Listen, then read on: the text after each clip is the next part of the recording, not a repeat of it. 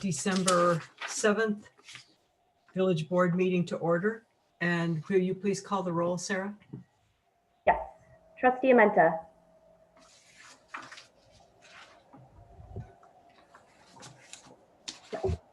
It's here. I'm here. Sorry. Okay. Trustee Backhorst. Yes, President Rozak, would you please mute because I am getting ahead. Can't right now. I'm trying. Trustee Carpenter. I'm here. Trustee Ursink. Here. Trustee Stokebrand. Aye, here. Trustee Warren. Here. And President Rozak will be joining us momentarily. Okay, thank you. Do we have staff on the call? Obviously, Sarah. Yes. And I believe we have Village Manager Rebecca Ewald, Finance Director Mark Emanuelson, Planning and Development Director Bart Griepentrog, and Assistant Village Manager Tyler Burkhart, and DPW Director Leanne Butchlick. Okay, thank you. Is there any press on the call? Any media? No. I do not believe so. Can I ask a point of parliamentary procedure why we asked that question?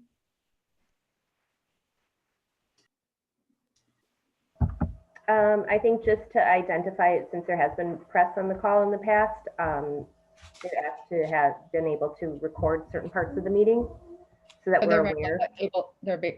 But they independently require that or ask that of you, or? Correct. Yeah, and I have to give them that authorization.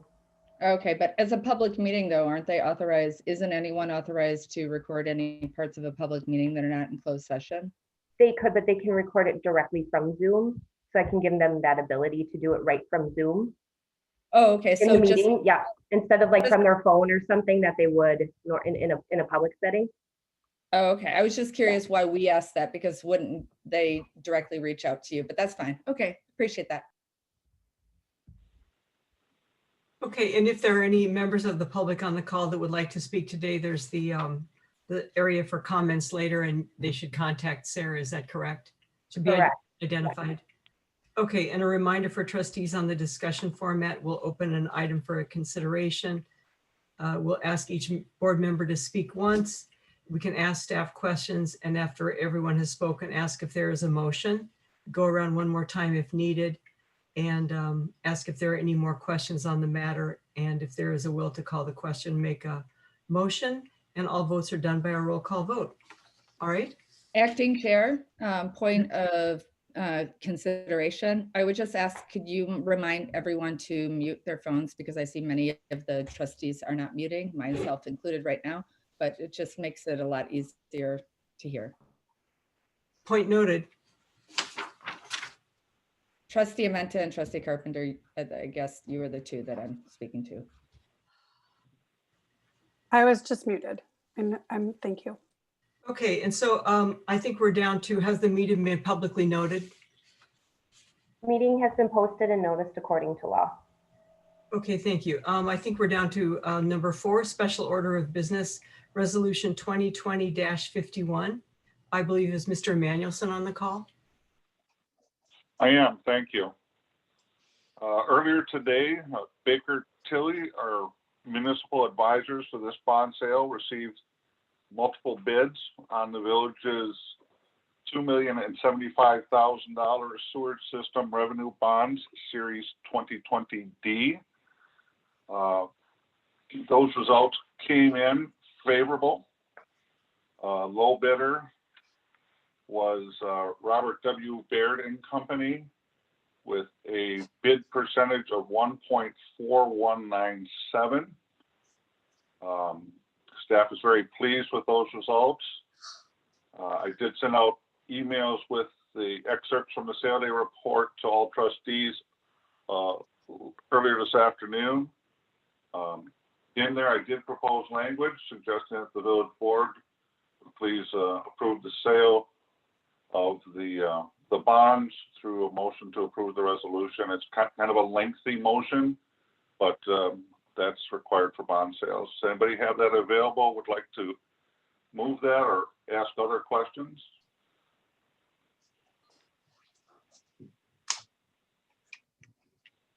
I do have the motion, Mark. I'm just there's a blank space at the end of it that I'm not quite sure about, but does anyone else have it? It's on page 90 of the packet. I have the new one. Okay, go ahead. I move to approve resolution 2020-51, authorizing the issuance and sale of the $2,075,000 sewage system revenue bonds series 2020D in the village of Shorewood, Milwaukee County, Wisconsin, and providing for the payment of the bonds and other details with respect to the bonds to Robert W. Baird and Company, Inc. Second. Okay, we have a motion and a second. Is there any further discussion? Looking for the hands in the panel here. I seeing none. Would you please call the roll, Sarah? Yep. Trustee Warren, Aye. trustee Menta, Aye. trustee Bachhorst, Yes. trustee Stokebrand, Aye. trustee Carpenter, Aye. trustee Ursink, Yes. president Rosick. Thank you very much. All right, motion carries 6-0. Okay, on to 4B, interpretive sign and fountain on village property hall. And it's Shorewood Historical Society is mentioned here. Do we want staff first? Kathy or trustee Zuckerbrand? Trustee Bachhorst. I'd just like to move that we approve this item. Is there a second? So move, or second. And is there some discussion? I believe, are there people who have expressed an interest? First, we'll go around the table with the trustees. Does anyone have a question?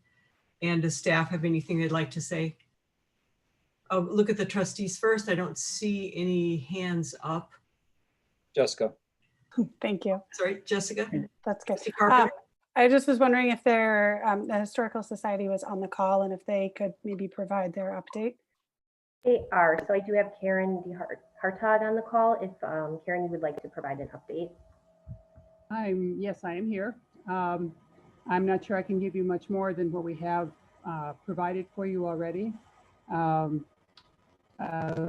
have spoken with Kablaki just recently, and they have indicated that they can go through with the sign as we requested at the corner of the building, the interpretive sign, and it will look very much like the signage that is already up to the cement factory and for Hubbard Park. We are working with Ben Chajewski, the tile man, in regard to the second item, which is the fountain that we were given by the Abeley family. And the third sign is basically just a replacement for the one that we have above the door to the archives on the north side of the building. If you have specific questions about any one of those, I'll be glad to try and answer them. Thank you. I didn't. I just wanted to hear if you had anything else to add. So thank you. I have a question. Trustee Amenta? I just for the public's information and my own information, what are the hours that the Historical Society is open? At the moment, we're not. And for the most part, we are open by appointment. The archives in the basement of the Village Hall is really not conducive to having people coming in on a regular basis. We do take appointments and certainly work with people doing research, but it's a pretty small, congested area. And we do the same with the room that's over in the library building in the Village Center for people who want to do research on their homes. We make appointments for them to come in. We have continued to work mostly online with people for the past 6 months, but we are continuing to provide information whenever asked that we can sort of find on our own. And we've done quite a bit of it. So we hope, and what I should add, we hope to do in the near future a really big reorganization of our archives to make it easier to find things and perhaps better able to do something to have the public come in on regular hours. Right now, it's not conducive to that. So is there, can you go on the website to make an appointment?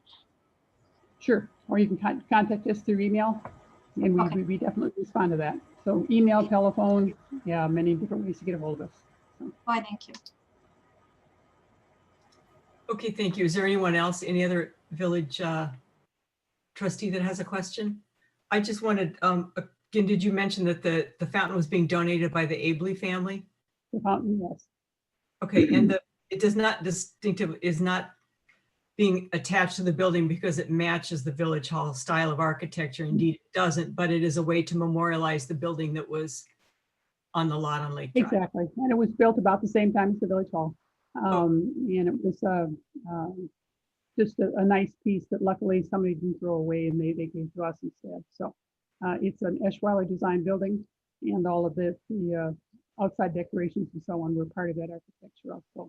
The Hamburg family who sold the home and we're very sad to see it taken down are very, very pleased that we're going to do something with that fountain. We also would be honored.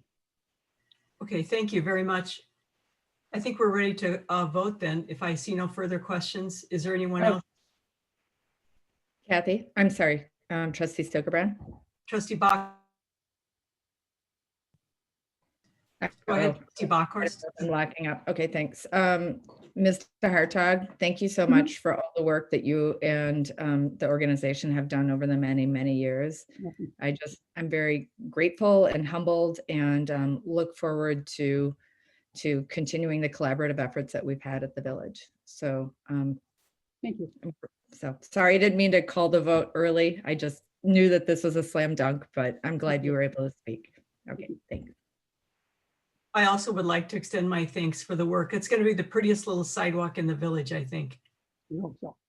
Indeed. I actually really like the way the fountain looks on the side of the building, the mock-up. It looks fantastic. Yeah, I think it'll add a real plus to the whole walkway and make it just a nice place for people to wander through. So, and learn a little more history in the process. So. All good. Okay, Sarah, would you please call the roll? Yes. Trustee Carpenter. Aye. Trustee Amenta. Aye. Trustee Ursink. Aye. Trustee Warren. Aye. Trustee Stoker-Brown. Aye. Trustee Bachhorst. Big aye.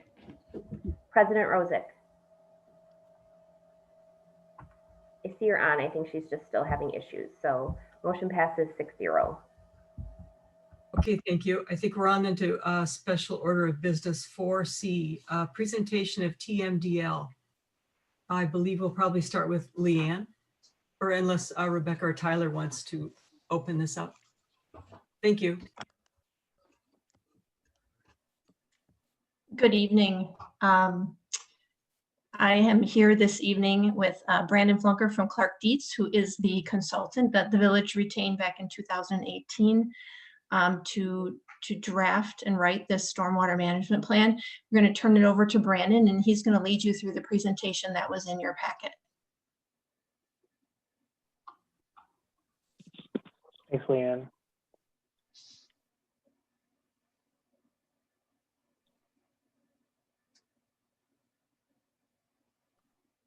All right. Can you all see? Let's see. What can you see? My screen. There we go. All right. So I'm Brandon Flunker. I'm with Clark Dietz Engineers, and like Leanne said, we put the TMDL Stormwater Management Plan together.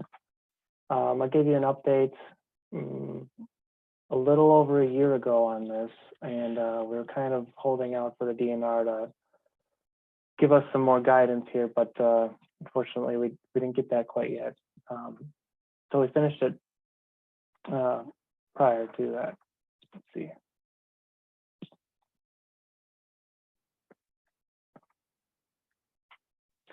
So our guiding, excuse me, our guiding statement through this all was swimmable, fishable rivers and people enjoying them. And a little bit of background behind this. So in 2018, the EPA approved a DNR proposed Milwaukee River TMDL allocation, which TMDL is total maximum daily loads on for sediment loading to the river. In 2018, the WPDS permit, or the Wisconsin Pollution Detection and Elimination System permit expired for the village of Shorewood and the North Shore Group, which includes 6 other municipalities. And with the next permit, we're anticipating some Tmdl compliance components to that. So to prepare for it, the village applied and was awarded a grant, cost share grant with the DNR to update the stormwater management plan for the new permit measures and the compliance components of Tmdl. Like I said, currently the new permit has not been issued yet, which will dictate the next 5 years of compliance related activities.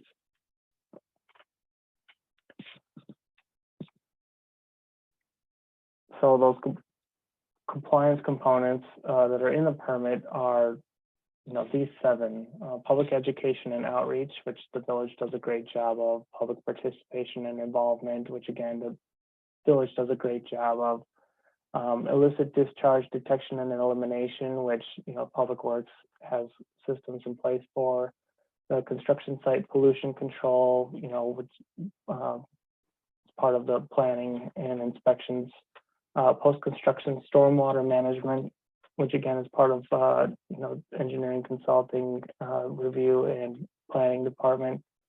The pollution prevention side of things is where the Tmdl compliance falls, and that's what we're going to kind of focus on today. And then the storm sewer system mapping. So for the pollution prevention, the Tmdl compliance requires the village to meet a 50% reduction of total suspended solids, which is kind of the main pollutant that is looked at. And this is some of no controls conditions, so no practices that the village would do, and that's where that would fall 58%. But with the current village practices, as we have modeled them, we're showing that there is a 22% reduction. So, currently the village practices are reducing the Tmdl by 22%.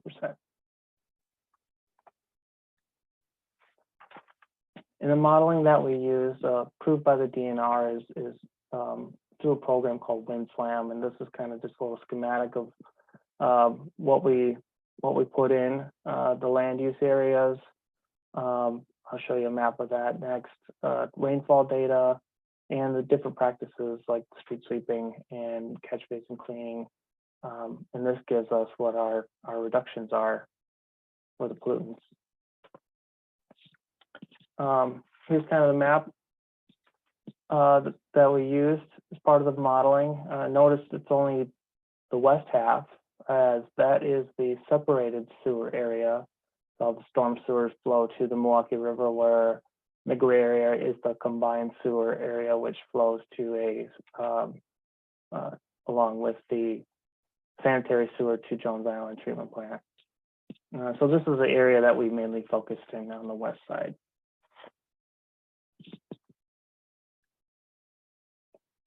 So the existing village practices, we modeled the street sweeping, catch basin cleaning, the green alleys that the village has, biofilters, and the underground storage. And you can see the percentages of each of them that add up to our 22%. And as the current WPDS permit states, they're requiring a 20% reduction, which the village is meeting, which is great. And like I said, in the next coming permits, we're looking at the Tmdl compliances items starting to show up.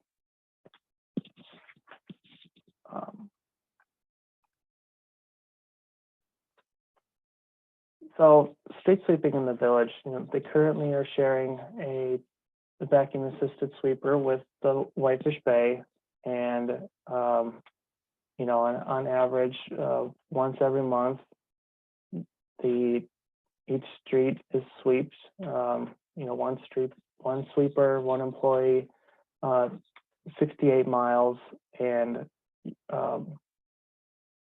with 2 weeks every month, we're able to get 15%. So we looked at what different frequencies would bring. If we increase the frequency, if we increase up to 2 weeks every bi-weekly, we could see 22% just from that. And obviously, if we did weekly, it'd be 28%.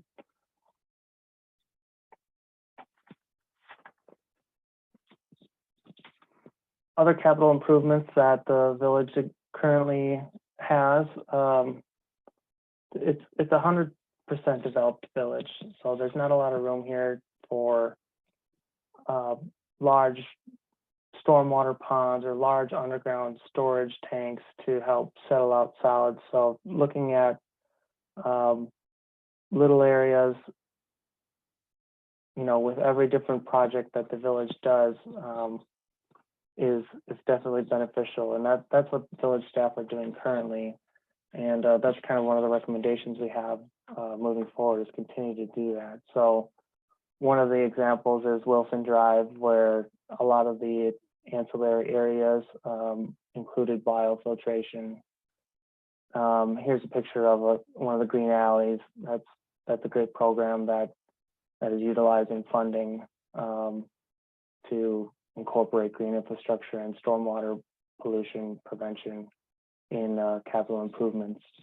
And again, these are great examples of progressing towards compliance. So when we started looking at what types of improvements the village could consider for water quality, we started with what we thought was the low-hanging fruit, like increasing the street sweeping and continuing the green alley program. And I'll go through some of the other options that we analyzed. The tree pits and biofiltration. This one's pretty straightforward. Installing biofiltration swales like we see on Wilson Drive and Capitol Drive, including those in capital improvement projects, would be a good benefit. When I say tree pits, if you can imagine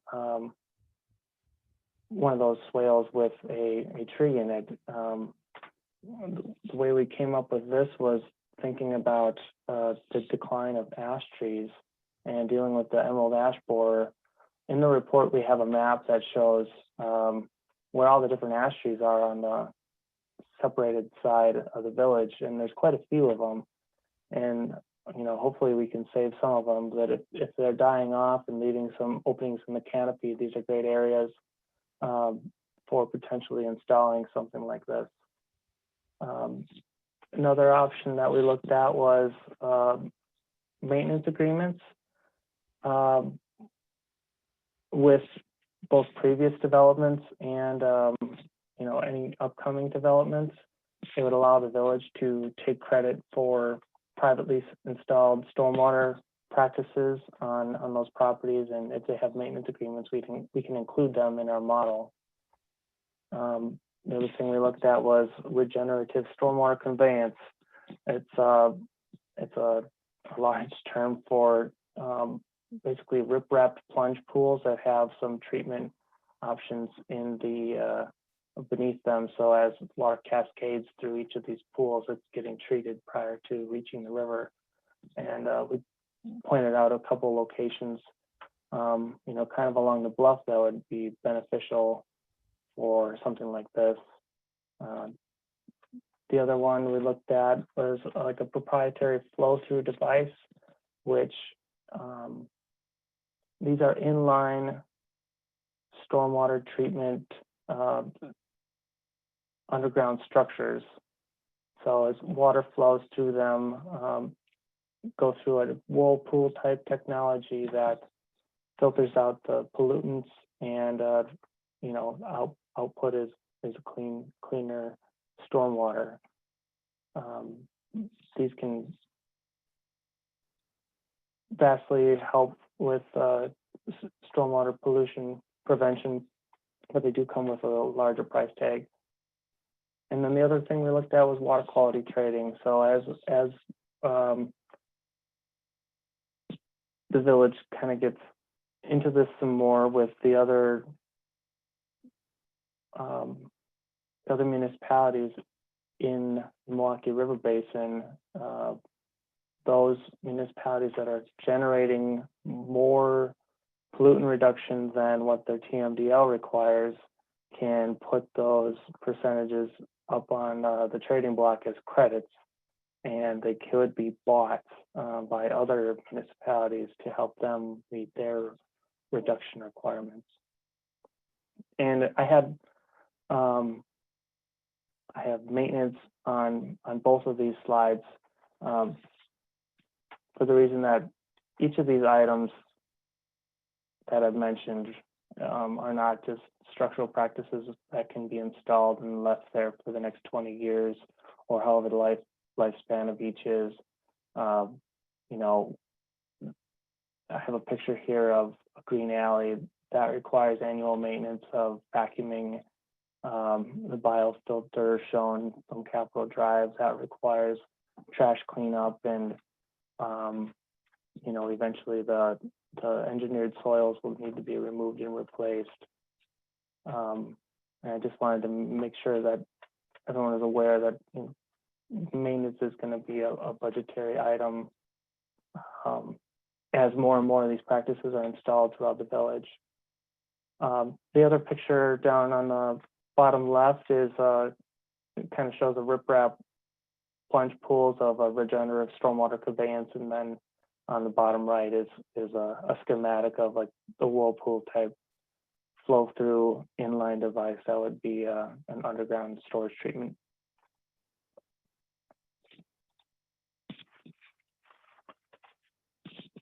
So the ultimate goal of all of this is the delisting of the Milwaukee River from the impaired water bodies list, and that's what DNR has always talked about. The village should consider all the different options that we presented in this report, and continue to evaluate how green infrastructure and pollutant reduction practices fit into future budgets and the capital improvement projects. I think I know one item tonight you guys are looking at is the RFP for Hubbard Park parking lot, and this is a great opportunity to include that again as one of part of your capital improvement project to see what the pollutant reduction potential could be designed with that. And then obviously with 6 other municipalities in this area, they're facing the same challenges. So the village is not alone, and there's a North Shore group that meets quarterly and discusses all of these challenges as they come about, and the DNR has been giving updates with those. So moving forward, there's definitely opportunities to start accomplishing these goals together and working together to focus on Tmdl compliance. So the next 5 years, whenever the permit is issued, it's going to start the benchmarking process, and the benchmarking is essentially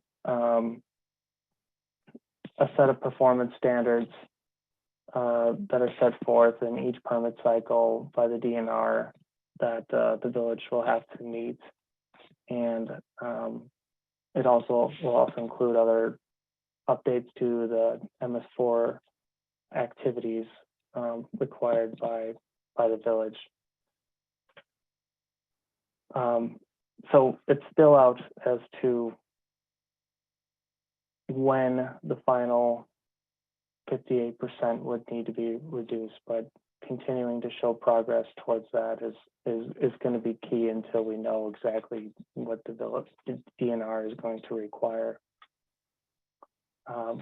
So again, evaluating capital improvement projects for small progress and maintaining these green infrastructure projects is going to be one of the challenges moving forward. And with that, I'd love to answer some questions if anyone has any. Trustee Stokbrand, can I take the meeting back over? I'm on video now. Yes, I cede the chair to you, President Rozek. Thank you, Trustee Stokbrand. Is it possible to shut the screen so we can I can see all the participants? And I do see some hands up. Trustee Ursink. Thank you. Thank you, Brandon, for this this presentation. Really appreciate all this the perspective on green infrastructure and what the village is doing and what we could do moving forward. With our 22%, where does that 22% rank in the North Shore? Are we doing better than other communities in the North Shore? Where do we rank as far as is that 22% throughout our communities here in the North Shore? The only one that I know about specifically is Whitefish Bay. I believe they're in the 14 to 16% range, and they, a lot of their area actually goes to the lake, but their river, I think they're in the MI 32 basin as well. The area that goes to the river, yeah, that's in the 16 to 14% range, I believe. I'm actually currently working on Glendale's stormwater management plan, so I don't have an exact number of that yet. Still working on the modeling with that. Leanne, do you know of anybody else's percentages? Yeah, I believe that Fox Point particularly, and perhaps River Hills, are at or have exceeded the new permit requirements. I know for certain, I shouldn't say for certain, I've been told that by the Fox Point director that Fox Point current practices exceed the new standard in the yet to be issued permit. That is in large part because they do not have any gray infrastructure. They don't have any storm sewer. So all of their runoff runs through ravines and natural. So when you model that, you automatically get great sediment, great TMDL, great phosphorus control. So I think if the water quality trading is something we explore in the future, there's certainly possibilities with that throughout the North Shore, because in lots of respects we're similar communities, but from development patterns, we run all ends of the spectrum. So that could certainly help us in that respect. Leanne, what do you think could get us a little higher than 22%? What is some of the low-hanging fruit you think could get us to a higher percentage of that stormwater mitigation number? I think in certain respects that depends on how you define low-hanging. Certainly of the low-hanging, right, of the things that we do, the street sweeping is far and away the most effective. But we're maxed right now. The only way to increase that would be to stop the shared agreement with Whitefish Bay, where we would each have our own sweeper, and then we would also need additional staff to run that sweeper, every day of the month, every work day. So, I'm not sure that you can put that in the low-hanging fruit bucket, just because there are certainly some funding challenges there. But like Brandon said, I think the last several years we've done a very good job of evaluating green infrastructure every time we do a capital improvement project. I think we certainly need to continue to do that, and perhaps reconfirm that commitment and make sure that we do have funding available to put in green infrastructure when we have the opportunity to do so. Fantastic. Just a couple other little questions here. With the tree pits, with our ash trees, many of them are on public right-of-ways. Do you envision that could be, those pits could actually go in the public right away, or is that something in more, expansive sort of spaces, like, so let's say Wilson Drive or that's those sort of areas, or can people put these kind of pits in the right Yeah, away? the intent would be that they would go in the right of way. I think those are things that we would have to evaluate on a very detailed case by case basis. As many of you know, our right of way is not particularly large, and it is chock full of utilities, which in many cases would not play well with these tree pits. So I'm sure there are opportunities to install them, but I don't think anyone should expect that every time we take an ash tree out, we can put one of these in, because I don't believe that's going to be the case. Yeah. And then also so in the engineered soils and the green alleys, what's the timeline on replacing those soils and cleaning that? Are we talking 5 to 10 years? Are we talking every other year? What's that timeline? Yeah, I think the primary areas of concern with the engineered soils are in the bio filtration devices on Capitol, and then the bioswales on Wilson. We have already replaced a couple of the replaced the soils in a couple of the biofilters on Capitol Drive.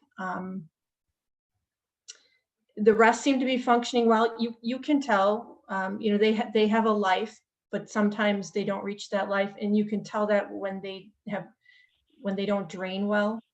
We had to replace a couple of them because they actually ended up being full of cattails.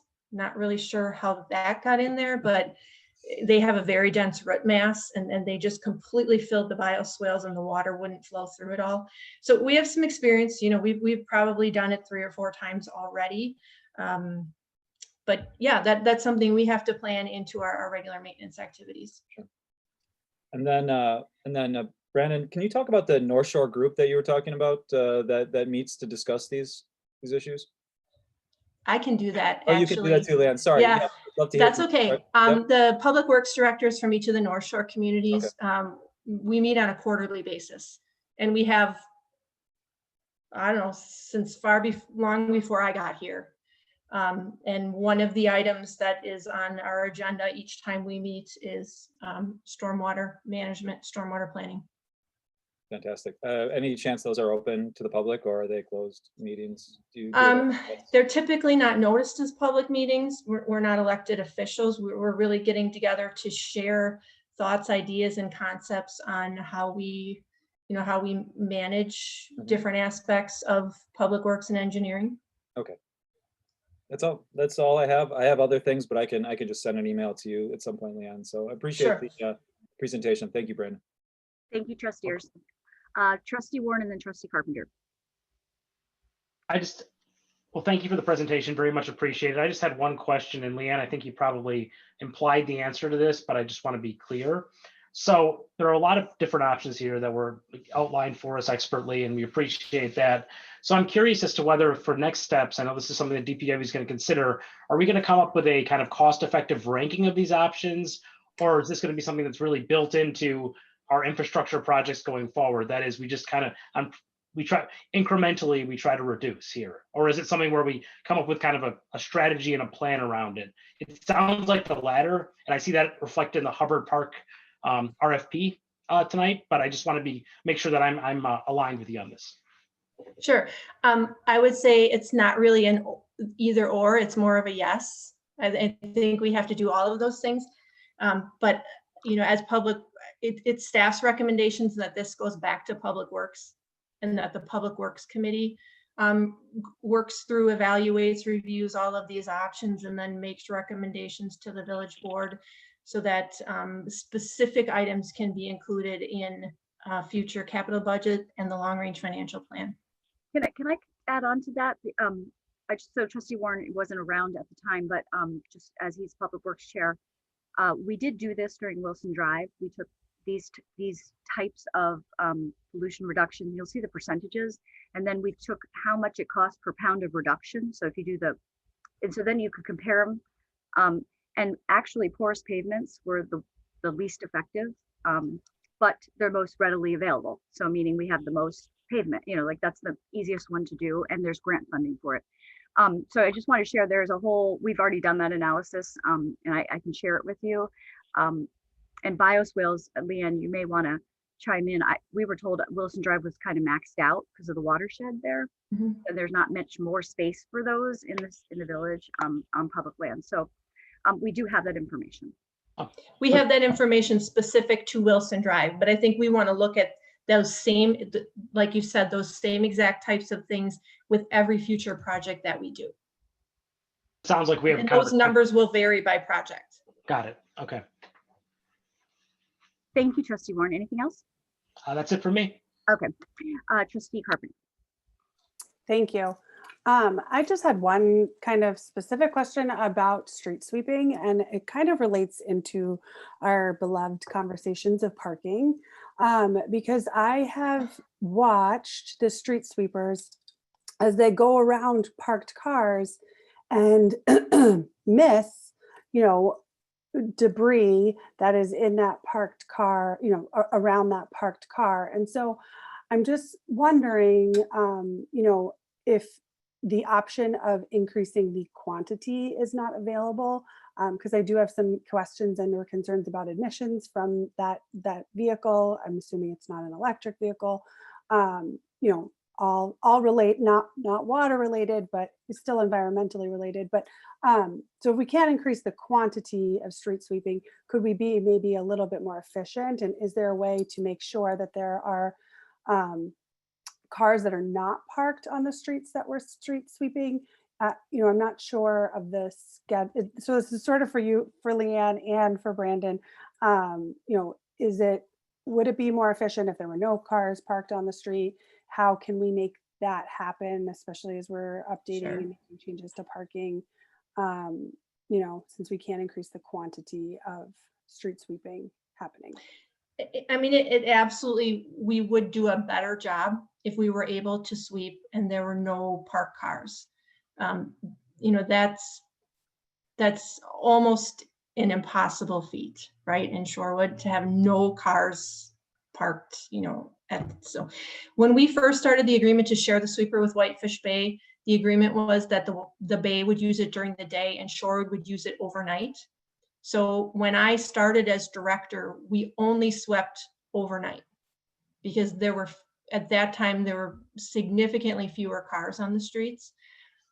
We got away from that because we would get many dozens and dozens of calls and complaints about the noise from the street sweeper being very disruptive in the evening.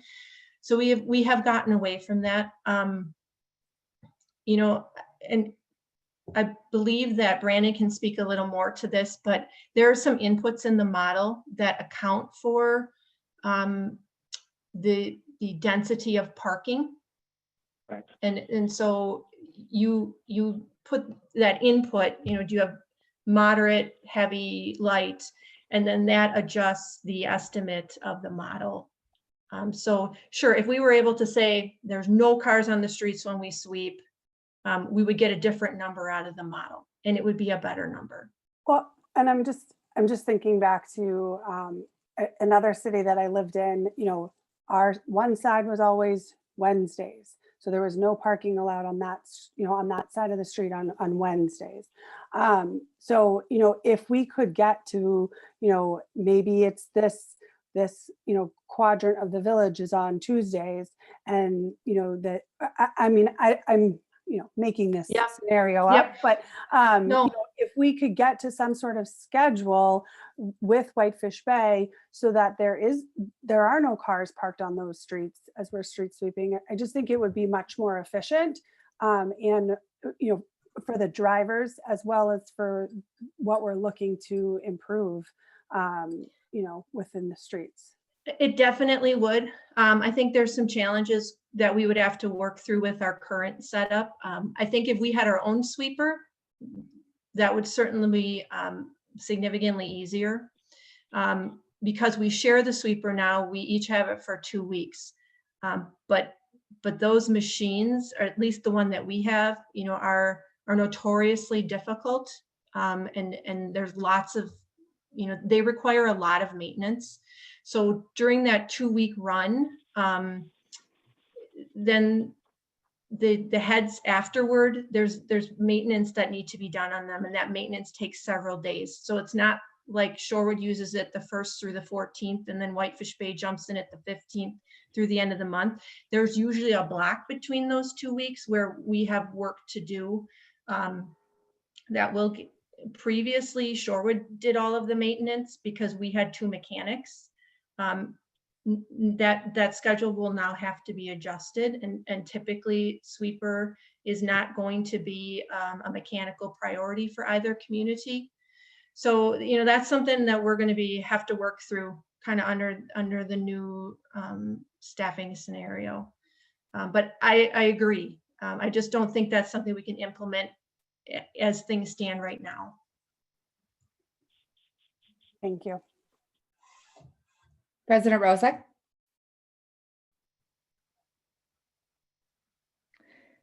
I'm just asking if you're recognized. Well, Trustee Stokebrand had her hand up in the participant section for a while now, so just to make sure Oh, that you realize that's there. Sorry about that. I don't know I that. see that. So Trustee Bachhorst and then Trustee Stokebrand.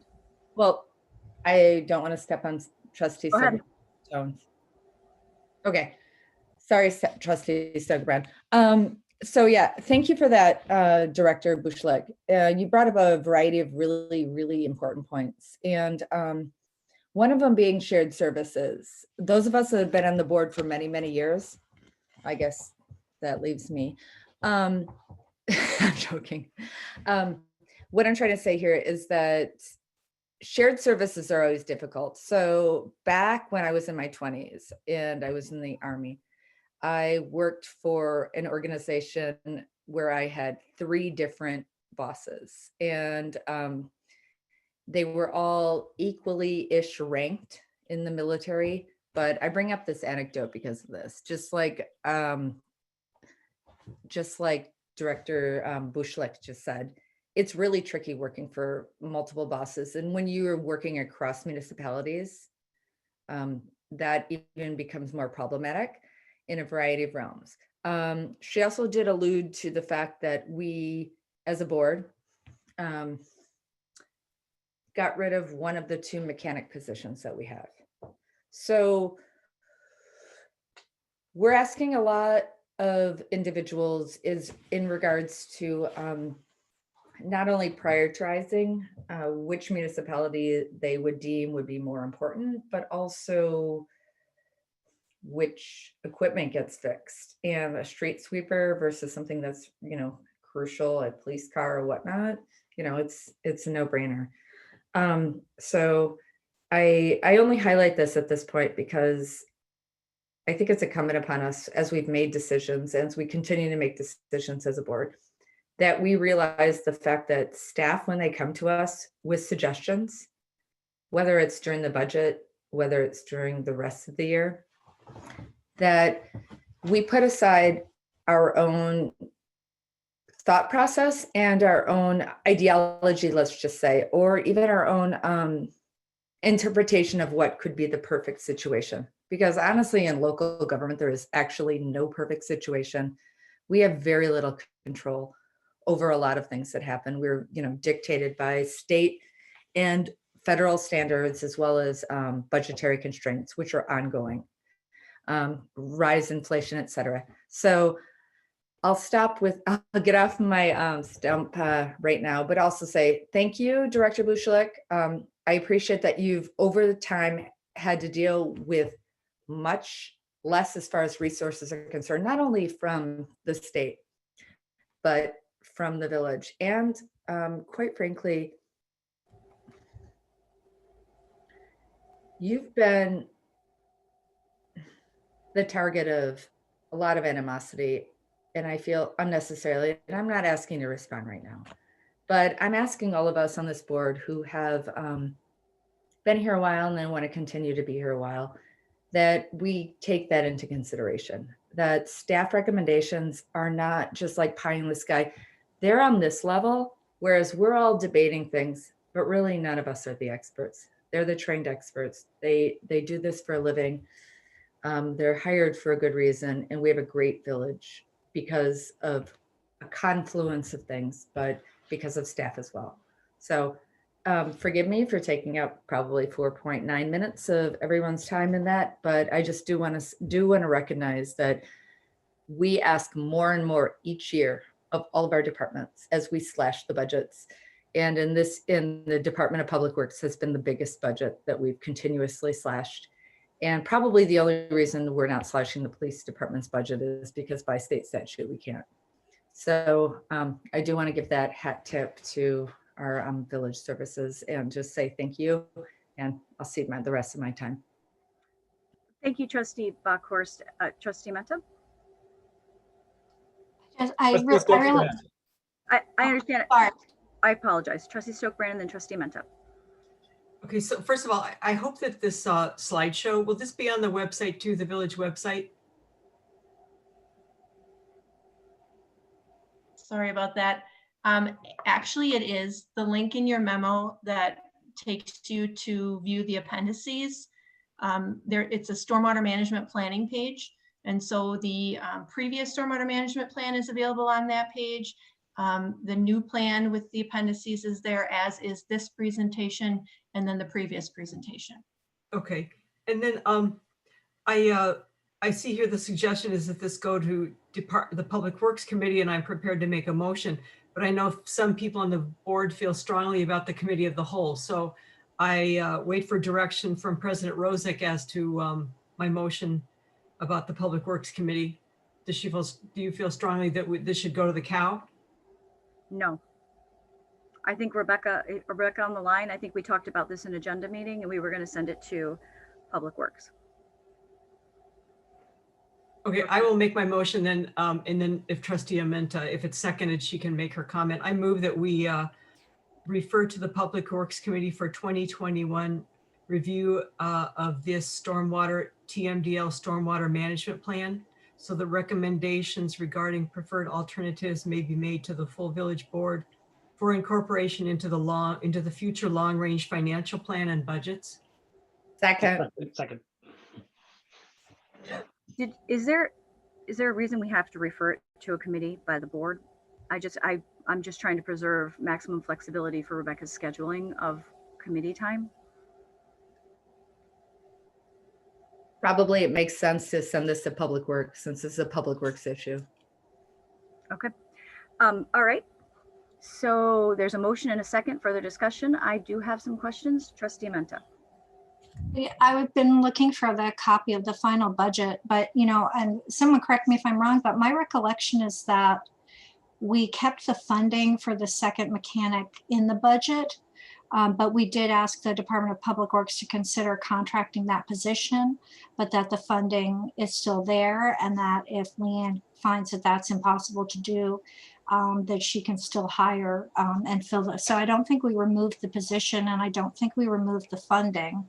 I think we just asked that the department consider having a contract position instead of a regular full-time mechanic. But I'm pretty sure that is the board action that we took on the budget. But Leanne will be able to speak to that. She's here. Well, maybe Mark is around. I don't know. Is Mark here? Rebecca? I don't believe that he's on the line anymore tonight. How about Leanne, who is? She's, go ahead, Leanne.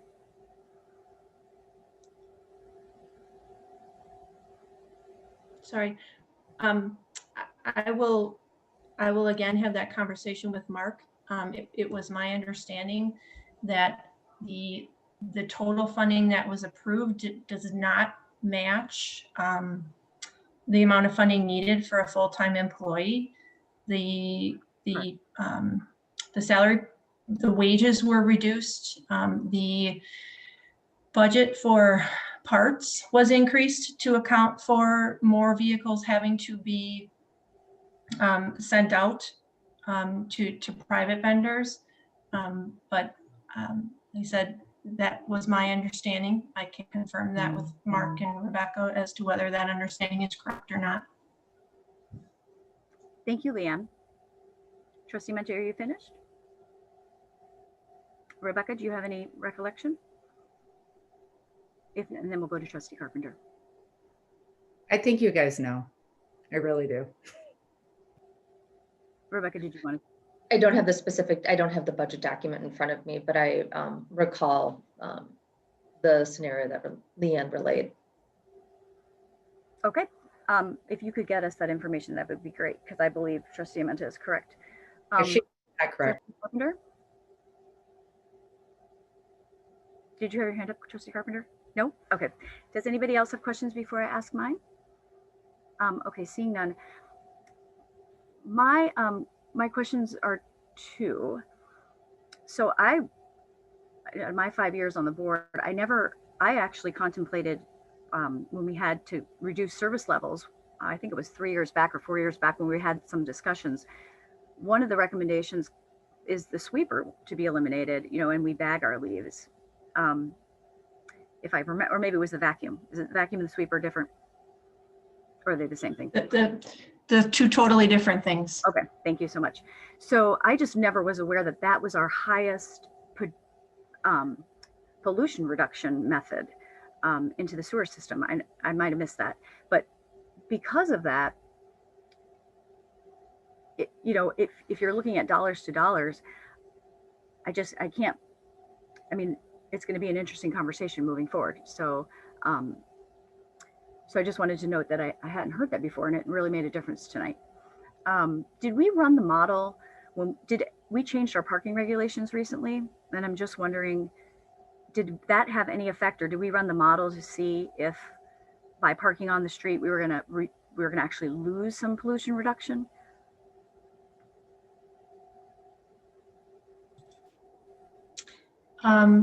I believe, Brandon, off the top of your head, do you recall what the model, what you used for inputs on parking? Yes, so I used a light density of parking for the model, which can increase up to heavy parking or no parking, and that's where I left both the, to compare apples to apples, the existing with the increased frequencies. So I didn't run the options of increased lower parking densities than. I think I saw you cut out. I actually think it would be increasing because we voted to allow more on-street parking. Right. So if you change that input to reflect that parking is increasing, you will reduce the efficiency of the street sweeper, so that 15% will go down. Correct. Oh, okay. I wasn't aware of that before the vote. And then the only other thing is green alleys. So for MMSD, I know they have this funding program for green alleys, and I say this all the time to the director in the ICC when we're there in an MMSD board. But why do we have so much funding for green alleys when it's 0.2% reduction in pollution? Is there any other way we can lobby the MMSD to offer funding for other solutions? That funding is not specific to green alleys. That's how we've chosen to use it. You can use it for any type of green infrastructure installation. And what else is available to us? I know bioswales are pretty limited. More catch basins. I'm just looking at the options, or I guess street sweeping. We could increase street sweeping. Street sweeping is not considered a green infrastructure installation. So you're looking at essentially detention ponds, which you can't do, bioswales, biofiltration devices, some of the inline storage, which is addressed in the report, green alleys, pervious pavement, the regenerative stormwater conveyance, which was also mentioned in the report. Those are your typical and your more tested green infrastructure installations. Great. I look forward to those discussions when they come up again. Thank you so much. That's all I had. We do have a motion and a second on the floor. Is there any other questions or discussion? Trustee Amenta? Yeah, I did look up in the final budget. The salaries and wages were reduced by about 65,000, and then there's maybe another 30 in benefits. But then the vehicle maintenance line was increased by 75,000. So there was a net reduction of 25,000, which I think was the difference between a full-time employee versus contracting. So I don't think it's accurate to say that an entire position was reduced. But it actually is. I mean, if you look at the budgetary aspects, Rebecca? it really Well, I was is. just, Good spin though. I just wanted to comment because I'm sorry I couldn't find the document in front of me. But there was a portion reduced in the wages, as Trustee Amenta commented, and then we were going to come back in 6 months and review how that implementation was working and then evaluate at that time. Thank you. I do remember that. Trustee Ursink? I mean, I can honestly remember a whole, you know, the influence of going contracted and contracted here. I mean, we had long in-depth conversations where several people on the board wanted to eliminate this position and wanted to go to contract. I mean, it's the whole reason I voted no on the budget, is because you guys went away from hiring this mechanic, which is the one thing that Leanne wanted in her budget. And it's, you guys clearly went away for contracted, you know, contracted workers. So, I mean, I don't know, my memory is pretty clear on this. And, you know, the spin it the way you guys are right now is a little bizarre. Trustee Warren, and then Trustee Amenta, and then Trustee Bachers. With all due respect, I know that people are passionate here on the board, and that's good on both sides, but I don't think that we need to necessarily relitigate this issue. You know, it doesn't have much to do with what's on the table at the time, and we do have a long agenda, so I'd ask that we move on. Good point. Trustee Amenta. I think it's really important that we provide accurate information to the public. And yes, we did ask Department of Public Works to look into contracting this position. And we also added another position to Public Works for capital projects. So I think to say that Public Works was cut when Public Works got a new position is just not factual. Trustee Bachers. Since we're speaking of facts right now, I would like to clarify some things because number one, we did eliminate a position from Public Works. We went from 2 mechanics to 1. And as much as we want to spin it and say we added this other position, what we did was shift money to outside sources to bringing those in-house so that we would have more accountability over these positions as far as engineering is concerned and be more efficient as a village. So to equate those two things is not at all accurate, Trustee Amenta. And I know you want to clear up misconceptions here. So we eliminated a full-time mechanic position, which our Department of Public Works, and I'm sorry, Trustee Warren, but this is important. Our Public Works staff said for safety reasons, for financial reasons, and for a variety of reasons is important. But I know a lot of people on this board said, hey, we can outsource. It's always great. We can always, throw pie in the sky of all the great things that we could potentially, theoretically do. But at the end of the day, we're not doing them. We're saying, you do these things that you've already said are impossible to do and do it and bring in this money. So if we're going to talk about facts and fiction here, I think that's a whole different discussion, but I agree with Trustee Warren right now.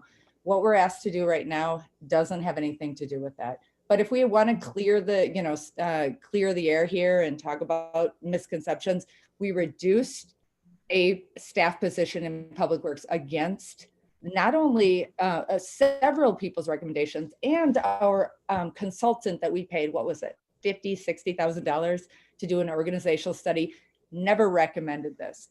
So we made a decision based on our own biases. And that's often how we make decisions. But anyway, just going on, thank you again, Leanne, for all the hard work. Thank you, Brandon. I appreciate this, and I'm ready to move on. Thank you, Trustee Bachers. Trustee Stokbrand. No, I'm just ready to vote. Okay. Anybody else have any comments or questions?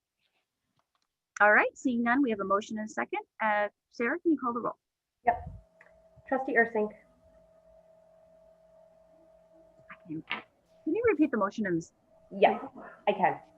So it's to refer to the Public Works Committee for the 2021 Tmdl Stormwater Review, so the recommendations regarding preferred alternatives may be made to the full board for incorporation into future long-range financial plans and budgets. Thank you. Yep. Trustee Ursink. Aye. Trustee Bachhorst. Yes. Trustee Warren. Aye. Trustee Carpenter. Aye. Trustee Amenta. Aye. Trustee Stokebrand. Aye. President Rosick. Aye. Motion passes 7-0. Thank you. We will now move on to the next agenda item, which is, I don't have my glasses on, so forgive me. Special order of business. 4B, consider interpretive sign and fountain on Village Hall property, Shorewood Historical Society. We already did that one. Oh, sorry. And then the team. We're on to the consent agenda already. Thank you so much. You're welcome. Number 5, consent agenda items. Items under the consent agenda may be acted upon by one motion. If it's the judgment of any village board member, a consent agenda item needs discussion. The item can be placed on the items for removed from the consent agenda. Do we have a motion to approve the consent agenda? So moved. Moved. Second. Moved by trustee Warren, second by trustee Bachhorst.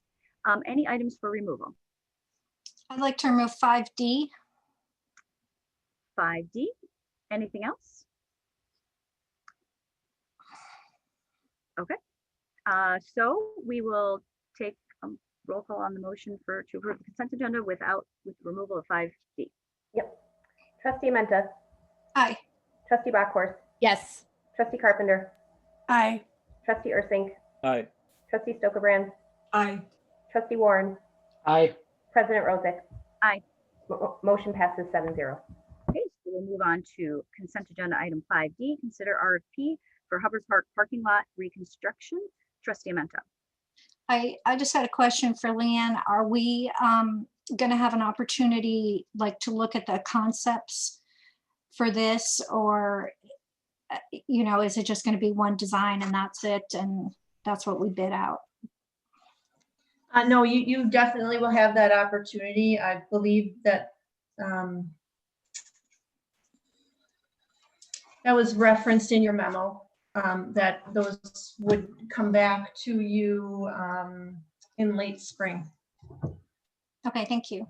I'm not on the item. Somebody else make the motion because I'm not on the item. I'm sorry. I'm on the agenda still. I have one question. If it's okay to ask. No, okay. I just don't remember. Was this ranked in our priorities? I know we had some projects and we did a prioritization. I think it was, but was this one of our top 3 or 5 priorities for this year? Rebecca, do you remember? It was, we funded and budgeted for this. I can't recall off the top of my head where it fell last year, but it's been something that's been in discussion every year since I've been here. I remember that. I just remember we prioritized them. I just didn't know where it fell in the prioritization list. Trustee Stokebrand, Trustee Carpenter, and then Trustee Ursink. Thank you so much, Trustee Stokebrand. I just, having been down to Hubbard Park and seen the parking lot, compared to some of the roads we have, it doesn't look bad at all. So I thought maybe there's another reason that I can't see with my untrained eye why this is a top priority. I mean, maybe it's because we can make it green and get some green points. Do you remember Rebecca, any of that conversation? Yeah, actually, we did a parking lot evaluation earlier this year, last year, I forget, I apologize. And it condition wise, it is in need of attention, particularly the center area with the pedestrian arcade and pavers are in a very poor state of repair and are a liability issue. And so I would just ask that we not include any pavers anymore and we just go with straight concrete and asphalt. Well, we're actually going to be evaluating GI alternatives for that area. Okay. Thank you. Thank you, Trustee Stokebrand. I believe, who did I say was next? It was Trustee Carpenter. Did you have your hand up? And then Trustee Ursink. Yeah, I was going to make a motion, but I was trying to look in the packet and I did not see a motion. So I will just move to approve the design and engineering services RFP for the Hubbard Park parking lot. Second. Okay, we have a motion by trustee Carpenter, a second by trustee Bachhorst, trustee Ursink. Leanne, I'm assuming from your last answer that there will be green GI and GI part of the RFP. Maybe. The standard language that we have in every RFP is in this RFP. Yes. Thank you. Leanne, would it be an add-on? Just respectful to trustee Stokebrand's concern. Is it an automatic, or are we going to have the option to, like, you know, how you've done RFPs where it's an add-on component, so that if for any reason trustee Stokebrand wanted to make a motion without the GI, that would be available? No, it's incorporated in the RFP. We do a green infrastructure evaluation with every capital project. Oh, I see, the evaluation, but not necessarily the actual construction. Right. No, that'll come back to you in the spring, and then you as a group can determine, you know, funding level, the level of intensity of GI that you want installed in the lot. So there'll be a scope, you know, there'll be a spectrum of options that you can evaluate. Okay, thank you. That's what I was asking. Any other questions or concerns? Oh, I have a question, not really a question, a comment. Yeah, trustee Bachhorst.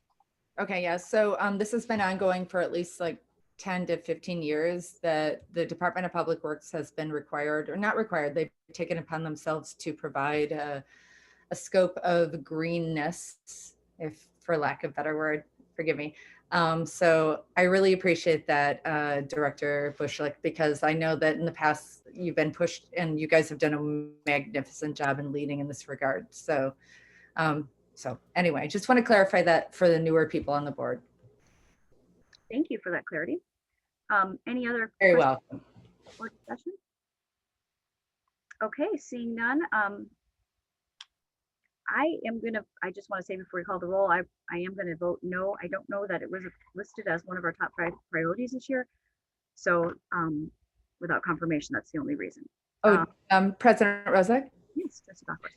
I'd like to say that I'm going to vote yes. And since we get to justify, I'm just going to say this because board prioritization is one of the ways that Manager Ewald has gotten to, you know, presented to find a way to get us all to work together. But at the end of the day, we're not the end all, and it's not a top-down organization. So I do appreciate that we all have opinions and we have our own priorities, but really at the end of the day, we're just one of 7. So when it comes to staff decisions and long-range planning and everything else, I really, really have to appreciate the amount of work that's been put in, not only by staff, but the many boards, commissions, and committees that we have. So I can understand what you're saying as far as not wanting to vote yes, because you don't remember whether or not it was a priority, but I guess I would ask as the leader of this organization that maybe you would step apart from that and just recognize that this is something that has been deemed important. But that's not for me to tell you what to do, but I'm just going to say I'm going to vote yes because I do that. Thank you. Oh, thank you so much. Okay, any other questions or comments? Seeing none, go ahead and take the roll. Trustee Stokebrand, Aye. trustee Warren, Aye. trustee Bachhorst, Yes. trustee Ursink, Yes. trustee Amenta. Aye. Trustee Carpenter. Aye. President Rozek. Nay. Motion passes 6-1. All right, thank you so much. Now we will move on to item 7, public hearing. Tonight there is no public hearing. So item 8, citizens to be heard. This item is for matters not on the agenda. Discussion may follow. May follow comment on non-agenda items, or discussion and action may come at future meetings. Sarah, do we have anyone to be heard tonight? No one has let me know ahead of time. So if there's anybody who would like to speak at this time, if you could raise your virtual hand. Okay. I do not see anybody. Okay, thank you. And I don't see virtual hands. I just wanted to note that. So Sarah, if you see a trustee with their hand up, can you just pass it along? I can do that. Okay, so we will close out citizens to be heard and move on to new business. 9A, consider application for special privilege approval for a menorah within the public right-of-way adjacent to Atwater Park. Bart.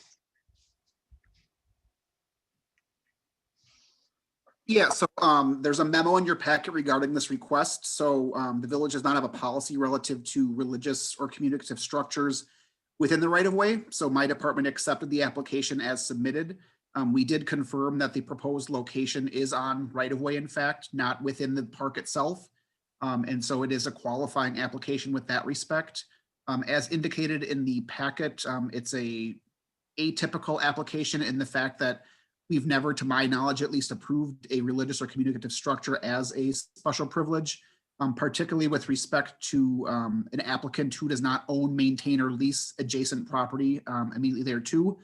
As you're familiar, we more so approve special privileges for retaining walls, fences, things of that matter that are typically associated with the property aside from it. So it is a qualifying application. However, I provided previous commentary from the village attorney with respect to what action on this item might mean moving forward with future requests as well. So I know he's on the call to answer any questions that you may have, but this really is kind of a policy decision in terms of how the board would like to respond to such types of applications. Thank you so much, Director Bart. Trustee Menta. I had a question about the power source issue. Is the power source the flagpole, or is there an outlet by the Plaza, like immediately adjacent to the menorah? There's actually an outlet installed underneath the tree, the evergreen tree canopy. So if you look underneath it, there's a power plug with 4 plugs that I think are specifically installed and utilized for lighting of the tree. And so if you go to the park, which I did just to confirm, you can see that there's an outlet installed specifically underneath the tree for that purpose. But I'm not sure. I don't know exactly which tree is lit in the park. So I guess what I'm asking is, would there be a long extension cord going over a pathway, or would it be relatively like easy and unobtrusive to plug it in? It would not need to go over a pathway. So the tree is just north of what's being proposed. I would like to point out that Leanne, if she's still on the call or not, did believe this morning that there was no extra outlets available if the tree is fully lit. So, but to answer your question, Trustee Amenta, it would not go across the pathway. It's probably 15 feet at most from the actual outlet. Oh, so I'm looking at the map. There's a tree like kind of just north towards the lake. Okay. Yep. So it goes on the top is the Plaza, then there's a tree, and then this would be south of that tree, all within the sidewalk area, so it would not cross over any sidewalk. So it wouldn't be a safety issue of having a cord or anything like that? Correct. Yes. Staff did not identify any sort of safety or obstruction issues with the particular request. It's just a matter of precedent in terms of providing power sources to future requests and or updating, or I should say opening it up to communicative and religious applications. Thank you. Thank you, Trustee Amenta. Is there any other questions from trustees? Trustee Ursing. I guess I just have to voice I'm a little conflicted on this. I know we don't have a policy right now, and I wish we did have the time to discuss this issue. Where we stand on religious symbols in the public right of way. I am conflicted by the idea of being inclusive and open to everybody, but yet, what does that mean going forward? If we have a menorah, when do we get a manger, and what are the other different things that can start to fill up these public spaces? Whereas a tree with lights, I feel is a little bit more secular, or maybe pagan, but I feel like a tree with lights is more secular. So we're kind of getting to that point right now where we have to, if we're agreeing to one, we'll have to agree to everything. And I just want to make sure that that's where this board wants to head. I definitely want to see the Atwater tree lit. I'm not religious, but I do feel like it's really important, especially in times like this, that we do get more lights in our village, that there's a little bit more, color to our green spaces and to our public spaces. And I know that there's a menorah going up in Wood Square next to that tree as well. So, I get nervous when we decide to use our public spaces for religious symbols. Thank you so much, Trustee Ursing. Trustee Warren and then Trustee Carpenter. I think Trustee Carpenter was ahead of me, so if you don't mind, Go ahead, Trustee Warren. Okay. I share some of the concerns of Trustee Ursing. As I thought this through and turned it over in my head this weekend, I made a bunch of notes and I'll try to be brief, but I worry that if we don't have a policy in place to make sure that we apply what we're doing non-discriminatorily, we might land in legal hot water. And also, going on, Trustee Ursink has said, I worry that Atwater Park is simply not large enough to accommodate all requests because that's what we need here. And then I was thinking through kind of the holiday trees and how they're secular under the court decisions and whatnot.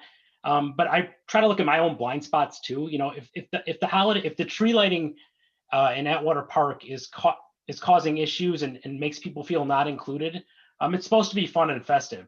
So I mean, the way I would look at it is if that's something that's not fun and festive and that makes a certain segment of our community feel left out, I think we should look at other ways to celebrate the holiday. I agree with Trustee Ursink. It's nice to have lights, but it's also supposed to be fun. And if our community doesn't feel included by virtue of those trees being lit in Atwater Park, I certainly don't want to be a part of that. So that's what I'm thinking as I turn this over in my head. Thank you, Trustee Warren. Trustee Carpenter. Thank you. As one of the few Jewish members of the village board, I know the Supreme Court's ruling on Christmas trees, but in my mind, they are Christmas trees. So if we are going to have a Christmas tree in Atwater Park, I would like for us to then open it up to other things, or we're not going to have a Christmas tree in Atwater Park. I think that that's where we need to make this decision. Yes, in some people's minds, it's a tree with lights on it, but it's a Christmas tree. So yes, there will be a Christmas tree at Wood Square, and there will be a menorah there as well. And maybe that's the direction that we want to go in, that's the only place that it will be.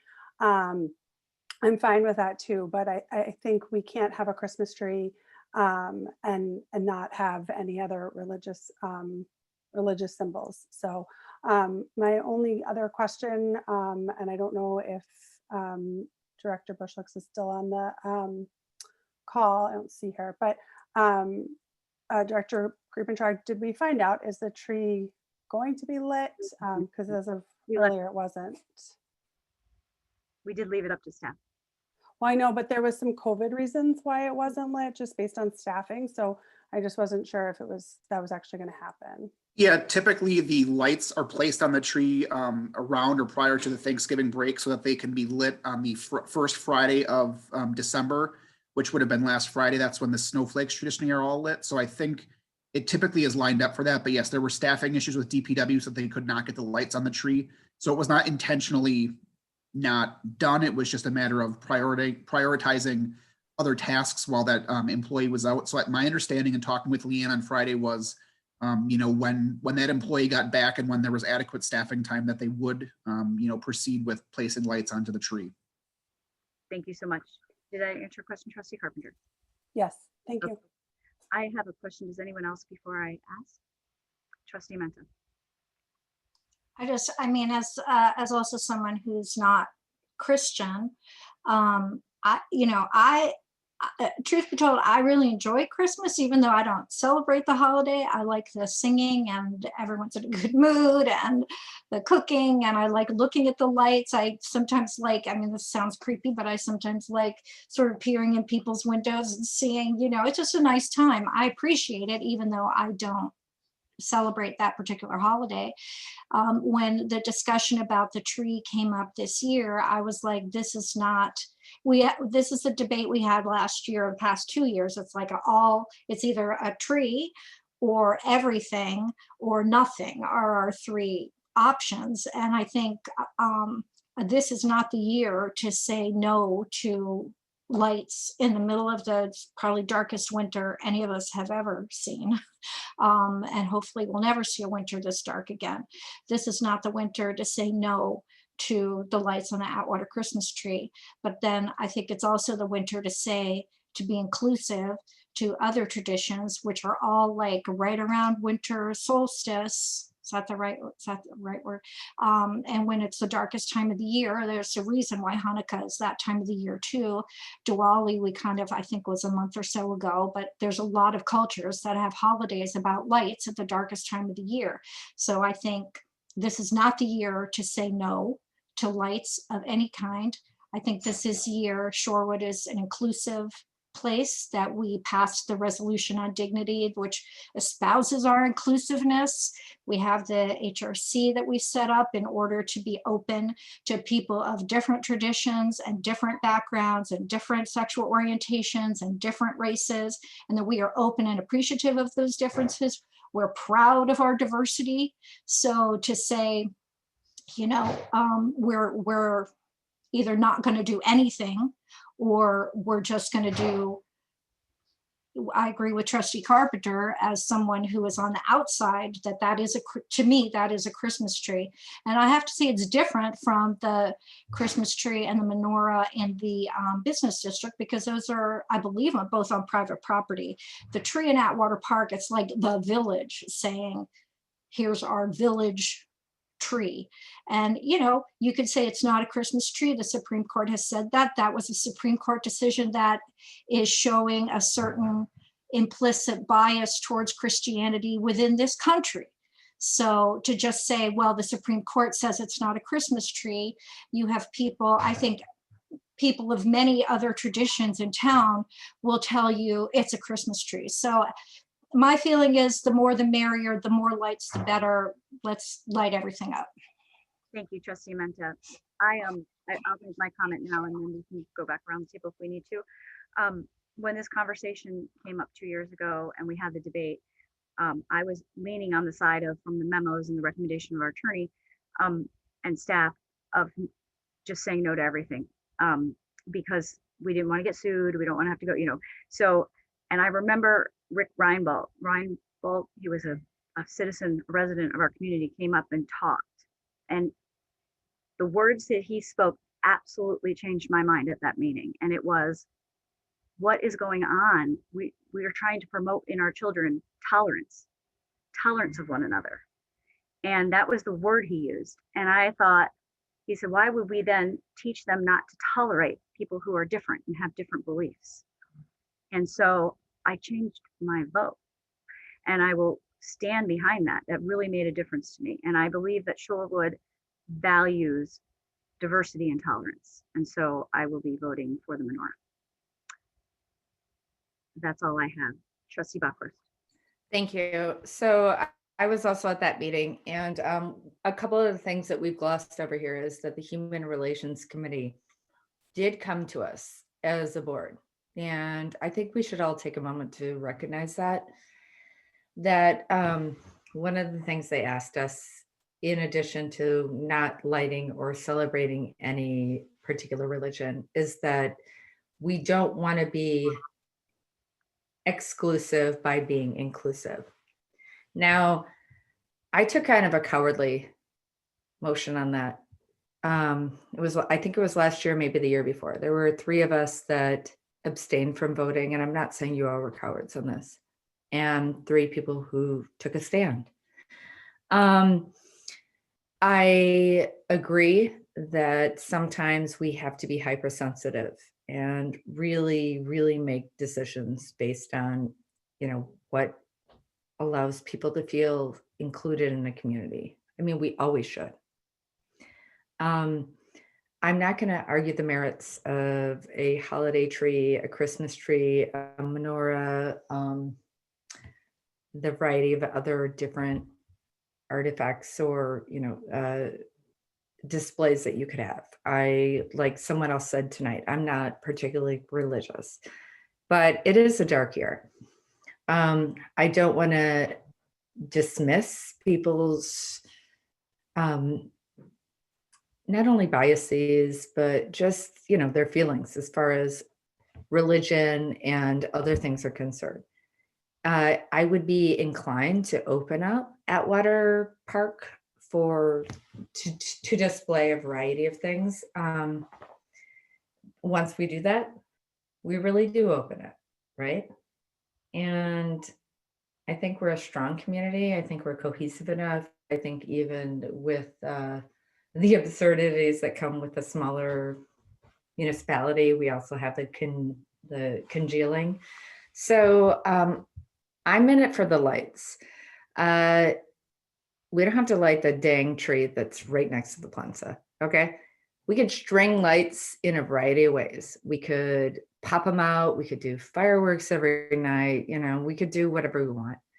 I don't want to allow the, I don't want to be too hypersensitive nor too dismissive at the same time. And that's a very, very, very difficult charge to take. But let there be a menorah. Let there be a tree with lights. And with that, we might be opening Pandora's box. And I think we're strong enough as a community, and we are probably confident enough in our values. And also, you know, we've done a lot in this village. We do have a human relations committee who has directly asked us not to light these. I think all of us know this. We saw this last year. We all can, right? I mean, not the only one that is agreeing that they said don't light the tree. Okay. But as far as, we did have this direct discussion last year. We also, as a board, oh goodness, I think it was last month, decided to table this discussion. Am I accurate in that? Rebecca? Attorney Bear? As I recall, the agenda item was a proposed municipal policy addressing addressing third-party displays on public land, and that was tabled. That is exactly what we're talking about tonight, though, right, Attorney Bear? Well, excuse me, lost myself there for a second. So what we do, we have a request to by a third party to place an item in a public space in the right of way, and that's what's before us.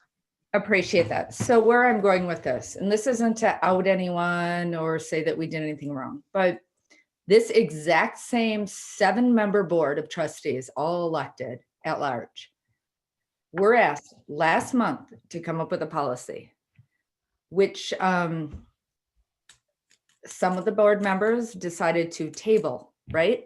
So that which means basically we are having this discussion tonight.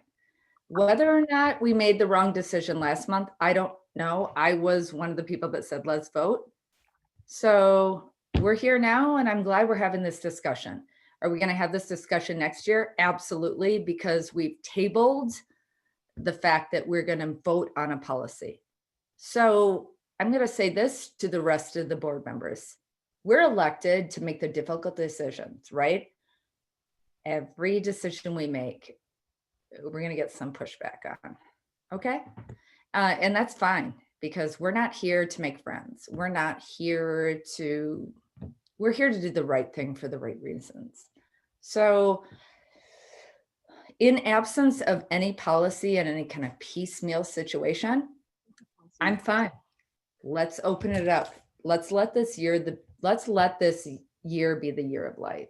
Now, whether or not we make a wrong decision, okay, this might be the worst thing we have done. I'm willing to take that chance. Put the tree up, put the menorah up, allow, again, as we've been told in the past, once we open that, we allow this to any organization. And I think we're strong enough as a community. This is a pandemic. It's 2020. We can deal with the repercussions. Milwaukee did this in the past. Wasn't the end of the world. This isn't Armageddon. Trustee Warren. And I'll try to be brief. You know, in my heart, to be clear, I want to put the menorah there. I want to vote for this. You know, I feel like it represents inclusivity. But you know, as I think about it, my strong preference would be to revisit our discussion on lighting the trees in Atwater Park. I just think in a small park like Atwater, with no policy, we are obliged as a board legally to grant every single permit that comes through. And I just don't, this isn't going to be confined necessarily to the next 3 weeks. This is as long as we don't have a policy in place, everything that comes through, we'd have to grant. And maybe that's a decision that we're okay with, but it does concern me given the size of Atwater Park and the fact that people recreate in Atwater Park and all those things. I have concerns about saying yes here and then kind of creating this cascading effect. Thank you, Trustee Warren. Trustee Ursink?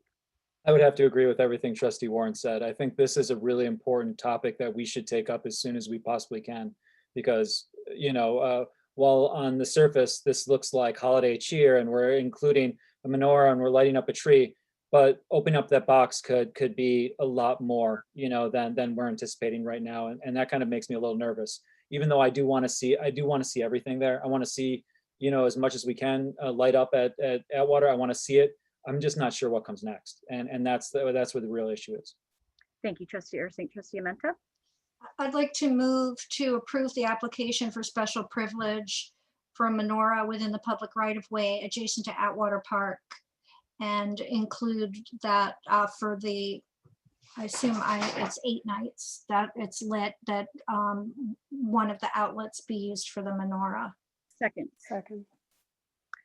Motion by Trustee Amenta, second by President Rozak. Director Bart, and then Trustee Stokebrand. You're muted. I just wanted to point out that Trustee Stokebrand had raised her hand electronically, and I knew so that you could not see that. So just so you're aware that she was in line to have a question.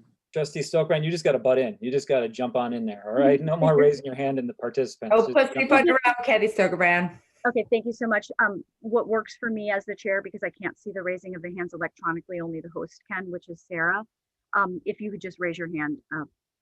Okay, I apologize. I should have just done like this, okay? Just click on participants, President Rozak. If you click on participants, you can see it at the bottom of your screen. Yeah, we all can actually. We all can see it. Go ahead, Trustee Stokebrand. I want to try to be quick. I also agree that it's hard to do this with no policy. When I first moved here, I was shocked to see a lit tree in a public park because my bells and whistles for separation of church and state went off. And I got to say, I think this was started before the Plenza was put up. And I don't know if anybody else is thinking about that aesthetic. Isn't the Plenza lit all night? I would almost rather see just the Plenza in its simplicity there lit up. And I think, there's other ways you could look at it. Someone said to me, I don't want to give up the lights. I would rather have a bunch of white lights in the trees. So there's no Christmas tree, but there's more lights because this is a horrible winter. That way it wouldn't be a Christmas tree, it would just be lights. Is anyone else bothered by the fact that there's no connection to Shorewood? The applicant, do we approve applications from people who aren't from Shorewood? I don't know, that bothered me a little bit. I think it's hard until, the reason we haven't done the discussion about the policy, I think it starts to be a time issue. And at that point, I guess I was wondering, didn't we talk about sending it back to a committee? But I'm also just not clear by why isn't Wood Place a public place also? And maybe if anything, it's private. Right away. It's private. It's private. Oh, okay. Let me clarify. Some of it is in right away, but where the menorah went, that year that it was put up was on private property.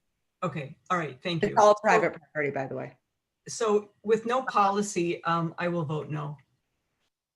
Okay, thank you so much, Trustee Stokebrand. Trustee Carpenter?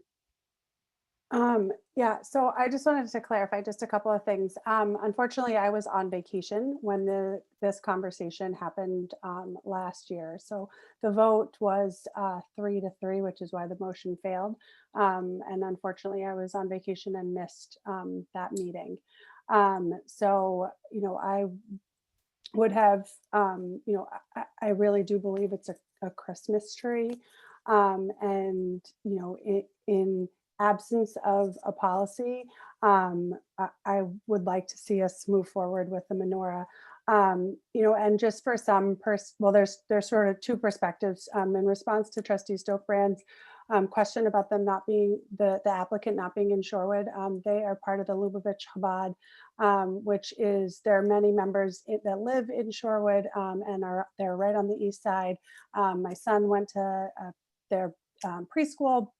It is a pretty small Jewish community in Milwaukee. So But, you know, I think personally for my kids to see a Christmas tree and a menorah side by side, I think provides some equal representation, especially in a winter like this that everyone is referencing, where you don't get to see different people and you don't really get to see our differences. I think that we have an opportunity to highlight our differences in a way that is really beneficial to our kids, selfishly, specifically my own kids, but and I think that this is a great opportunity for us as a community, especially when we've had some challenges in the recent past. So, thank you. Thank you so much, Trustee Bachhorst, and then I'll say my comments. Thank you. So I'm going to agree with a variety of the things that Trustee Carpenter said. It is the year that we should explore all options. And again, we open the Pandora's box. I'm fine with that. We can have whatever we want there, and that, or whatever people want to bring there. That doesn't mean we're going to like it. That's a democracy, right? I also want to be sympathetic to the fact that the Human Relations Committee spent a lot of time on this discussion 3 years ago. This is not the first time this board has heard this. We've had the same board almost, the last 2 years, right? No turnover. So I do respect that they have put in a lot of time regarding wanting to be sensitive to everyone's options. I'm not religious. I have no problem lighting trees, bushes, a variety of things. But the one point I do want to make is that I've heard from several, at least 3 members on this board, and I only say this because of transparency and the fact that we are elected. We don't have a policy, and that's because this board, 7 members right here, decided to table the discussion on this exact same item when it came up. Now, I'm only bringing that up, not because I like to belabor the past, but because we have an opportunity.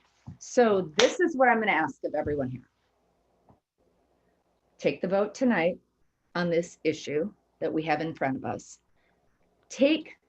Show the public that they can trust us and say, we will discuss this and make a decision at our next board meeting. We're not going to punt this to the next board because 3 of you might not be here in 4 months.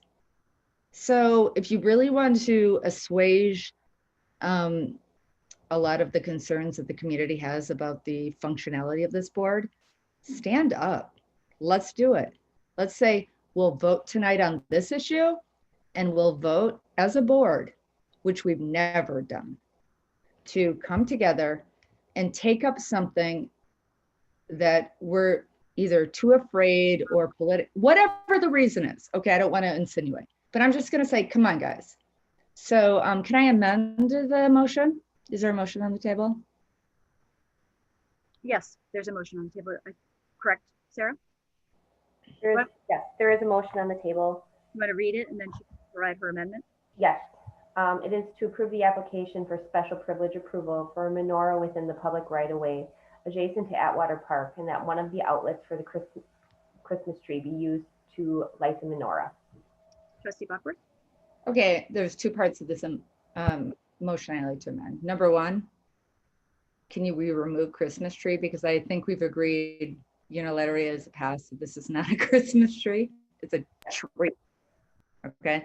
The wood square tree might be a Christmas tree. Okay. Word?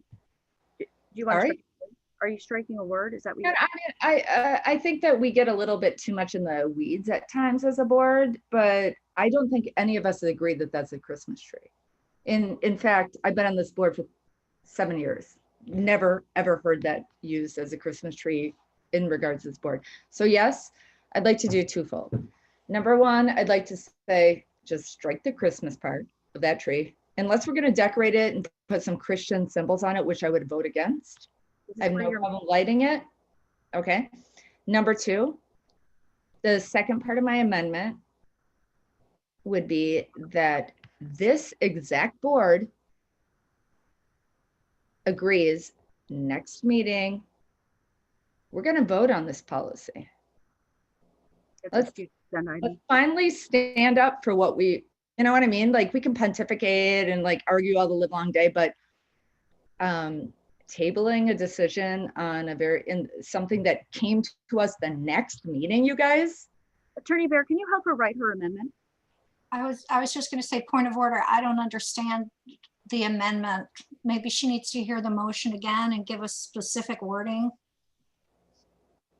Yeah, I guess the question, I was taking some notes here. For the board to agree to vote on the policy, I was confused because go ahead. How about I make this motion contingent on when's our next board meeting? It's in 2 weeks, like 3 days before. It would be beyond when we want to light the menorah, right? Wait, I also actually have to ask for a point. Are we lighting the menorah based on when the menorah should be lit, based on religious aspects or based on other timelines? Yes, it would be lit it starts the 10th through the 18th. So it'll be up around those dates in the memo. So it said. Okay, but is that, I'm not Jewish, so I don't know. Yes, Hanukkah starts the 10th and then ends the 18th. Okay, so it would be down before Christmas. Right, I guess where I'm going with, unfortunately, that doesn't give us much opportunity to make a policy decision based on non-secular issues. So I guess I'm stuck here because I'd like to make the motion based on the fact that this board takes a stand on whether or not we're going to allow, or we're going to draft a policy, which I've heard from Trustee Carpenter, Trustee Stokerbrand, and at least one or two.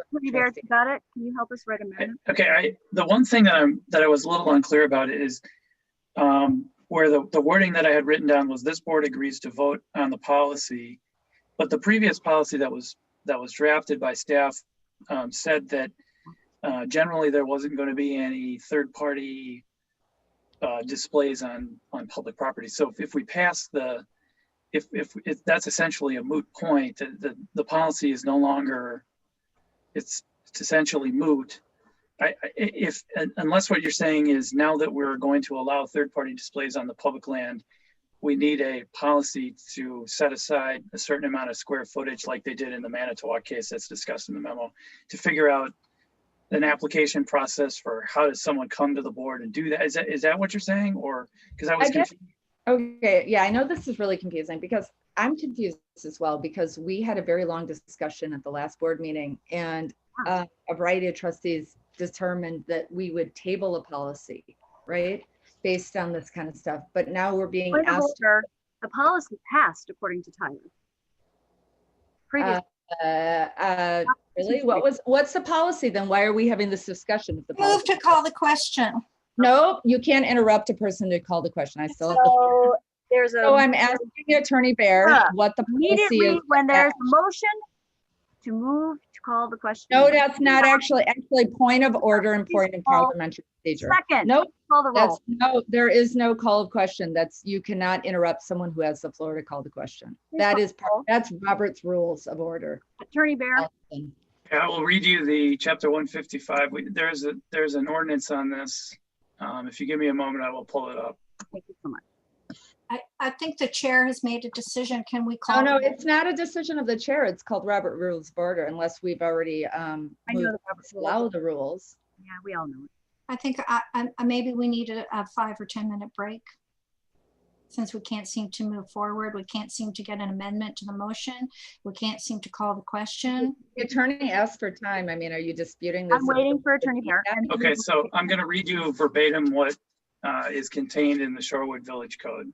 It's 155-17, previous questions. Any member desirous of terminating the debate may call the previous question. Then the question announced by the president shall the main question be put. If a majority of the members present vote in the affirmative, the main question shall be taken without further debate, and its effect shall be put,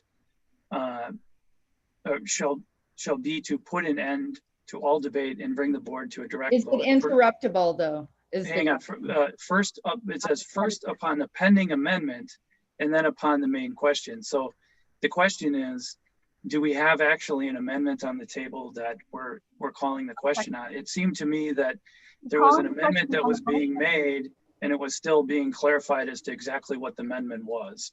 True. And are you still moving forward with the amendment, or based upon the fact, are you withdrawing the amendment or are you moving forward with the amendment? Okay, I'm not quite sure what you're saying though. Can you repeat the last two things that you Sure, were I guess saying? the question is, are there was some amendment that was right vocalized, and then the question was, do I have that right? Can I have some help on how to word it? And I don't know exactly if I can do that. I'm not exactly 100% sure if I'm understanding exactly what the amendment is, for the reasons that I stated, that the board had previously, or the language that said the board agrees to vote on the policy. Well, the policy is if the motion passes, the previous policy as drafted by staff was to not allow third-party displays on public spaces. So that would essentially be a moot. You'd be past that point. And the policy you'd be talking about at that time would be, how do we manage additional requests for third-party displays on public spaces? Where are we gonna, where's the physical space we're gonna designate 20 by 20 sections of the park or wherever? Oh, okay. I wasn't getting that deep into it, but I guess the bigger question I had was, you can't interrupt someone who has the floor in order to call the question. And that's Well, I guess, the rules of order. I mean, so if you want to articulate, I think procedurally where we were, based on my notes, is you had started to articulate a proposed amendment and then asked for some assistance in clarifying that. So I don't know what other guidance to give you, because I'm not exactly sure I'm understanding what the amendment was. And the guidance I'm asking for is the fact that Trustee Amenta interrupted me to call the question when I wasn't 10-minute recess. with my. Why don't we do this? Do you have 10:36, we will be back. I mean, 10 minutes. I will resume the floor in 10 minutes. Thank you. Adjourned.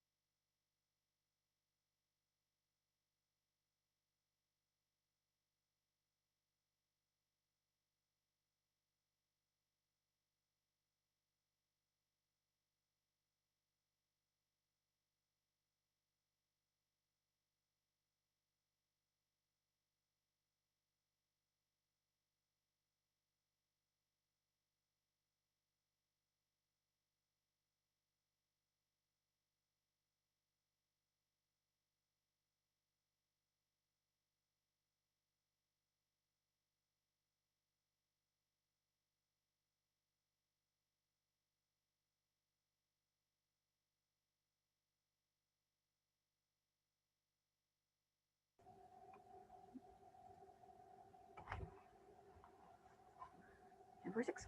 All right. Rebecca? Sarah? Hi, guys. Hi. It is 9:46. Do we have a quorum?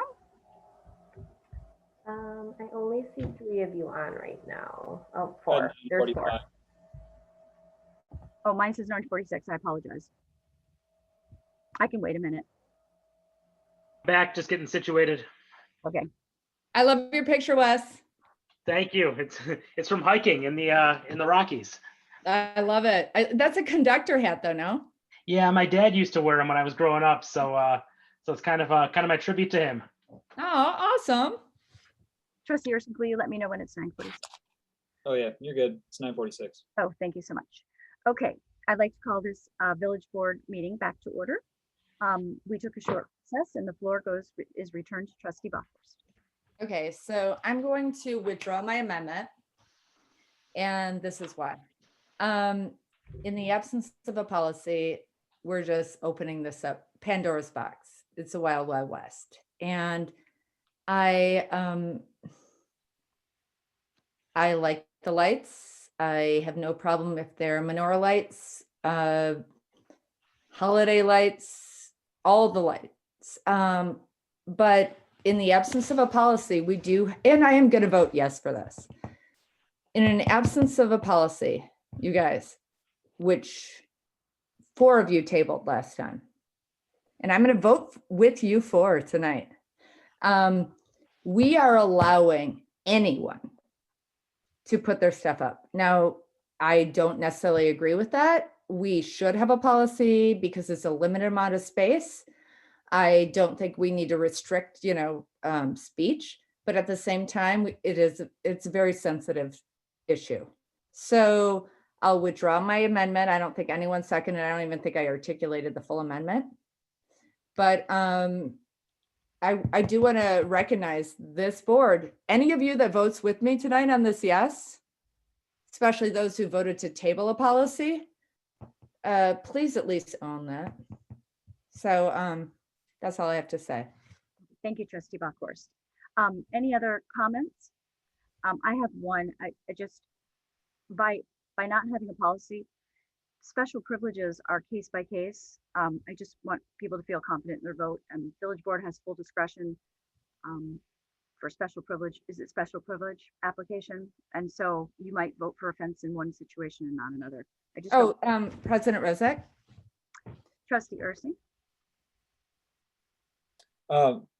I'm really conflicted here, and I'm conflicted because we don't have a course for this, and I'd really like to see if we can get something on the agenda sooner than later, so we can all make a final decision.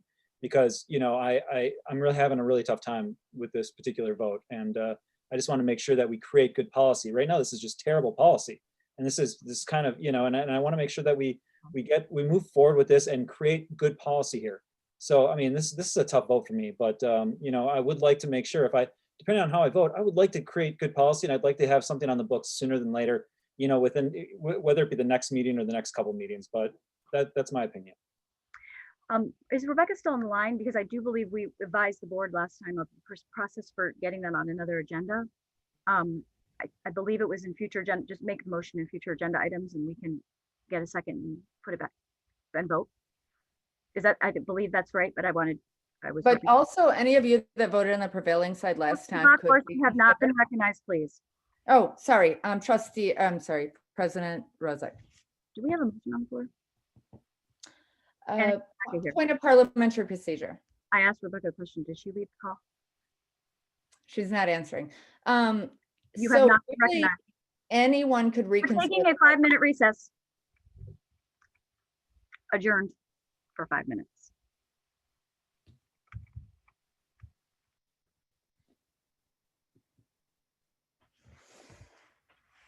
What a bitch.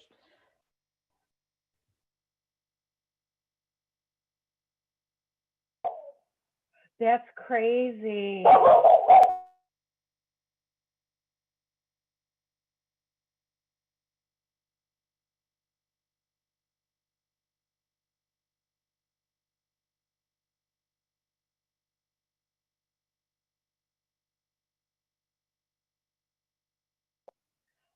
Oh my word, that's crazy.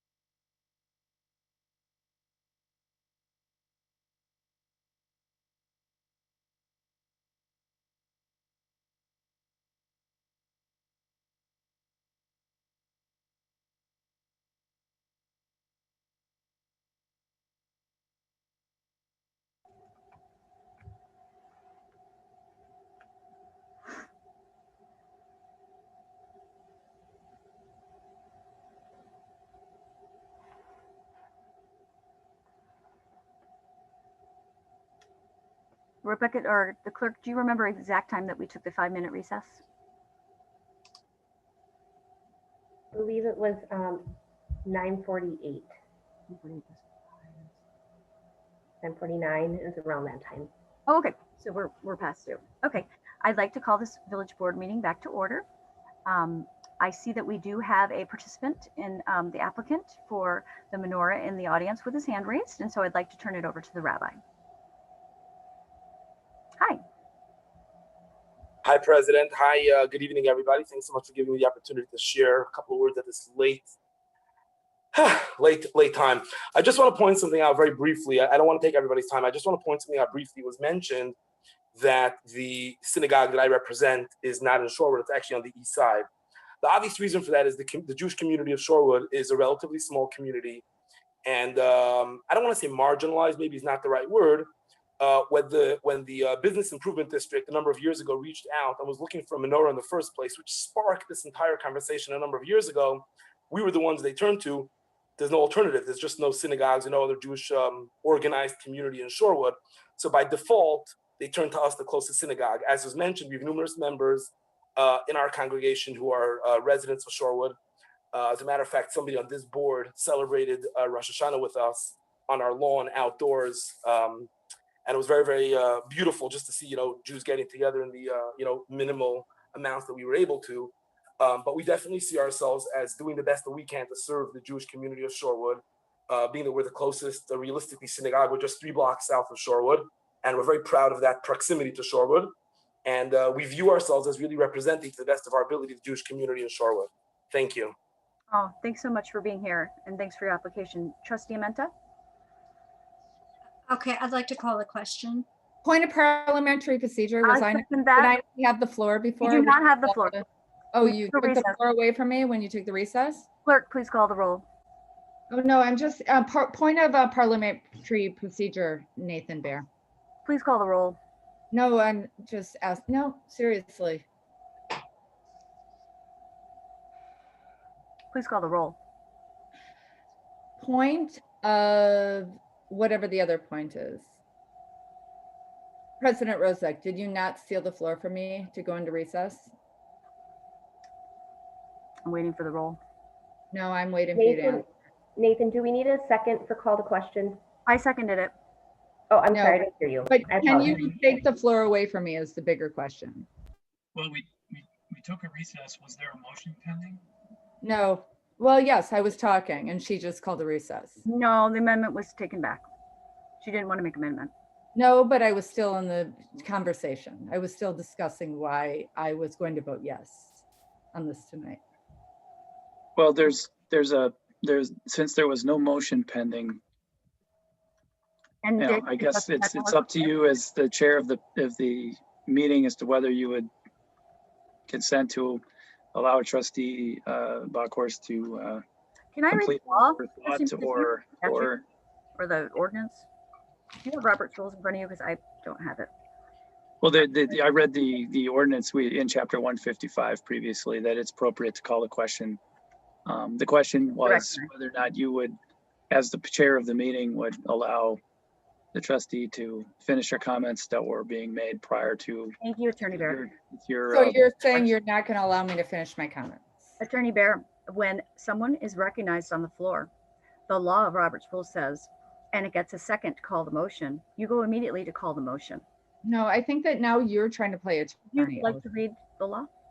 No, would you? I previously read the chapter 155, the motion on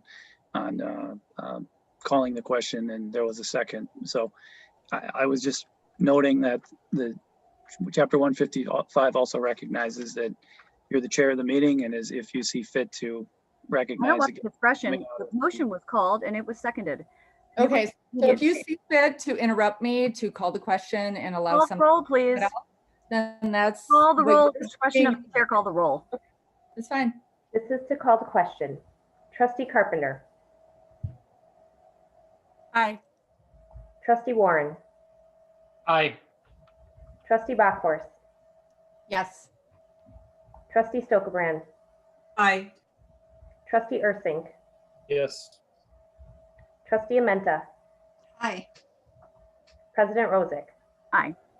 Call the question, carries 7-0. Okay, now we'll take an immediate vote on the motion. Could you please read the motion? Yes, the motion is to approve the application for special privilege approval for a menorah within the public right-of-way adjacent to Atwater Park, and that one of the outlets used for the tree will be used to light the menorah. Thank you. Trustee Stokebrand. No. Trustee Menta. Aye. Trustee Warren. Nay. Trustee Ursink. I abstain. Trustee Carpenter. Aye. Trustee Bachhorst.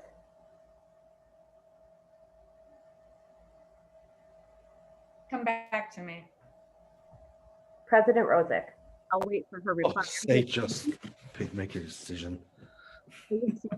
Or you Oh my God. just take the vote. Okay, or else I'm going to call it as an abstention. Trustee Bachhorst. Yes. President Rosick. Yes. Yes. Yes. Motion passes with 4 ayes, 2 nays, and 1 abstain. Thank you. I'm going to reconsider the vote. Are you making a motion to reconsider? I am. Is that appropriate, Attorney Bear? Sorry, you're muted. I'm sorry. You're muted.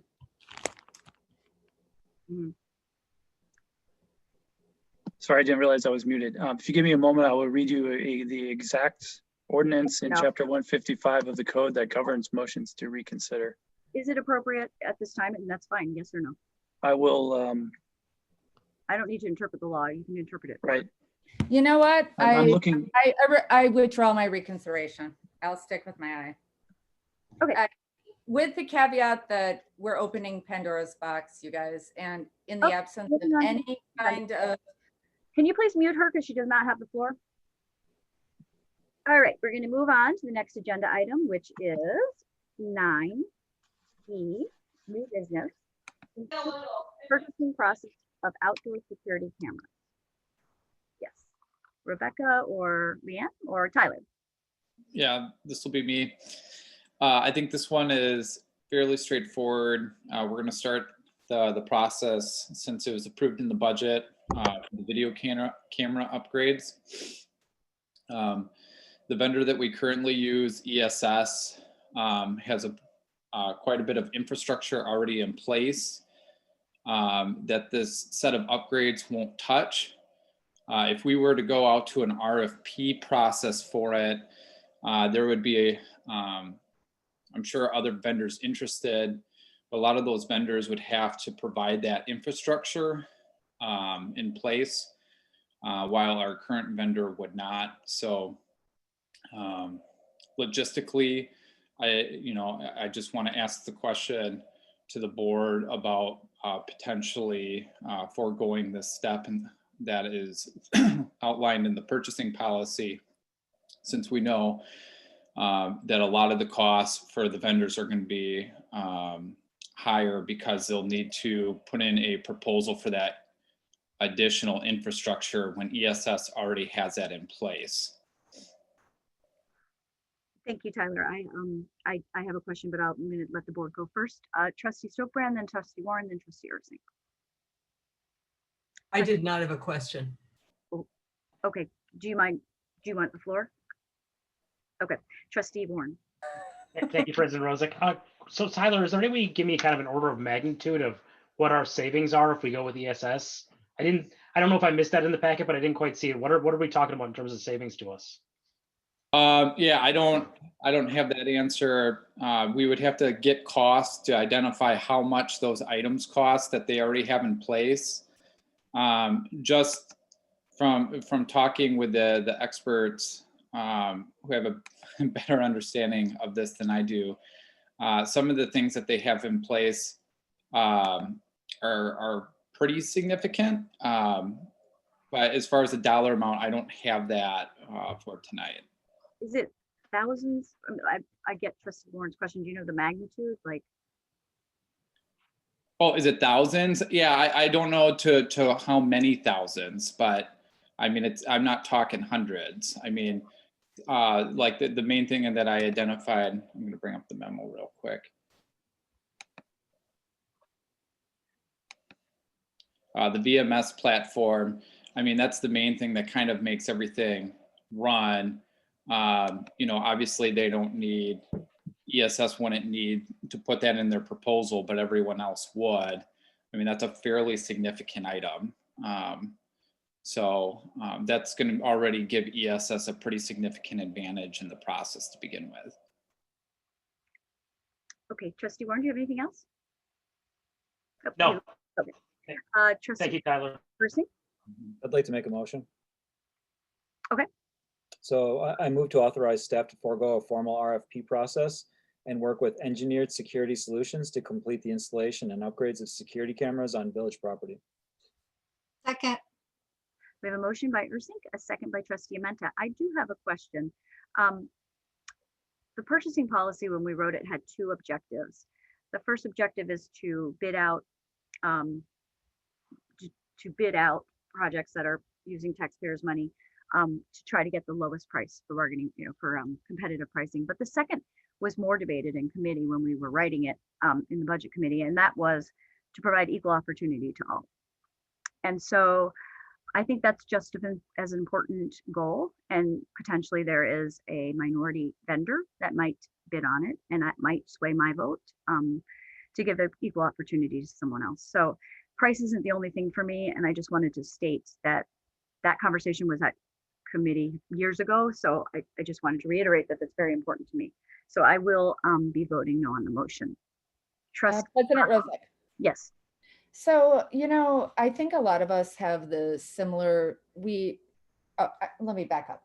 I think many of us actually feel that we would love to see higher participation in minority, female, and other vendors.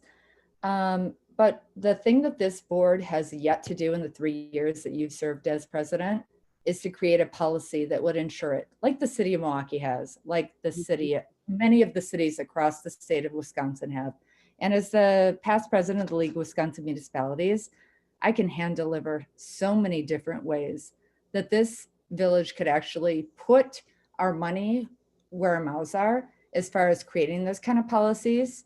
So I would welcome this opportunity to work with you in your remaining 2.5 months here on this village board to put together these kind of policies that would ensure that we actually hire minorities and women and offer these opportunities that are so frequently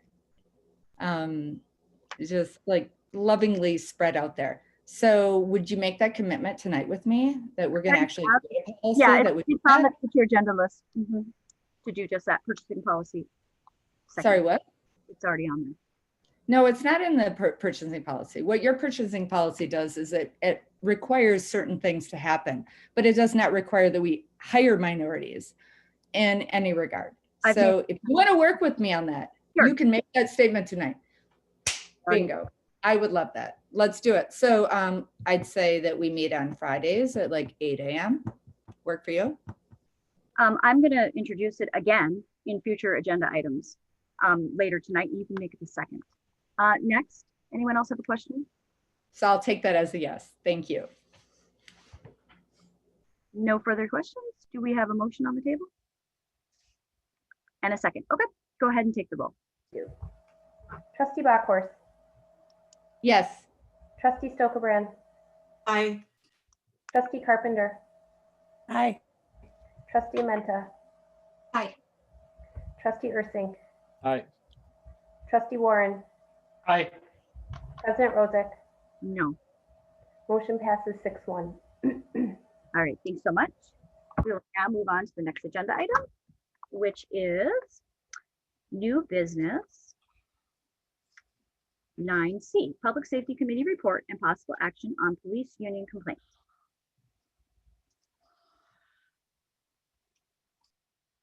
Is this Trustee Stokebrand? Trustee Stokebrand. Thank you with the hand. Thank you. Yes, so the Public Safety Committee met last, I believe it was November 16th, and we took under consideration a complaint by the police union, and we took a vote, and we voted to retain the police commission that we have. We did not ask that, there was a request about Mr. Carlson's membership on the police commission, and we voted to retain him on the commission. You recommend to retain to the village board? Correct. Thank you. And I believe it was a 2-0 vote and one member was absent. Is that correct? That's correct. Okay. And I'd like to make a motion. I don't have it in front of me, but Sarah, can you just read what the recommended motion is? Yes. To receive the report and accept the recommendation of the Public Safety Committee for no further action. I'll second that. Okay. Motion by President Rozak, second by Trustee Warren. Any further discussion? Trustee Ursink. Just curious what this means with the police union complaint and where it goes from here. Attorney Bear or Rebecca? I think that's up to whatever they want to do with it. I can't answer that question. Well, I made a motion. I think you're saying what happens with that motion. Is that correct? Yeah. Okay. I mean, I guess I thought what the happens question with was- this, because there was a complaint from the police union, you know, so if we're voting for no further action, how does that, how do those two things work? Is the police union going to come back and sue the village? What's, you know, what's going to happen next year? What do we anticipate happening next with the police union? You'll have to ask the police union that. I can't answer that. Trustee Warren? I mean, my understanding, just my observation is that we're following the process set forth in the ordinance that we recently repealed, and we have to present it to the board, and we're recommending no further action. So, for us, the process of the complaint would be done at this point. That's my understanding. That's correct. Yep, that's absolutely correct. Is that, do you need anything further? Trustee? No, that's great. Okay. Anybody else? Trustee Bachhorst? Yes, I'd like to say that I appreciate the fact that we're having this discussion tonight, because even though it can be up to the village president, it's really a board decision, because anything that we do with the police and other things are really board. We're all equal members on this committee. Our president has a couple of additional responsibilities, and anyone who is going to be, as President Rozak, you said you're not running for president again. Anyone else you're rescinding that? Your life? Oh, things have changed in your life? Okay. I'm happy to hear that the things that you've said before have changed in your life.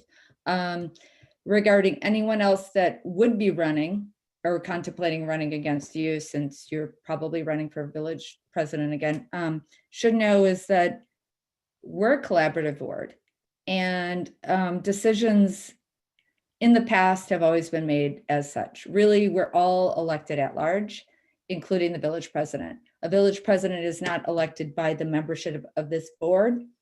It's elected, he or she is elected by the community. So the fact that the village president made a unilateral decision in this regard without consenting the board is completely up to her or him going forward. But the fact that Trustee Ursink asked that this be considered by the full board just, I think, highlights something that's important to me, important to a lot of people that have mentioned this to me, is that none of us are mayors. We all live in this village. We all have equal responsibility for this village. And we want to ensure that all 7 of us come together and agree on things. And not that we agree, but we at least have a voice. Just like transparency and the fact that public input is important to all of us. So I am very excited that this came to us tonight. I'm also want to say that I've been contacted by members, the ACLU, many labor organizations, many organizations across the state and nation that have supported the decision to at least consider Mr. Carlson's role. I've also had the great opportunity of speaking not only with him, with other members of Shorewood Moving Forward, Shorewood Community Network, and a variety of organizations within Shorewood and beyond. So it's a tricky time right now, and it would be, I think, remiss of us to just gloss over this and just pass this on as another item.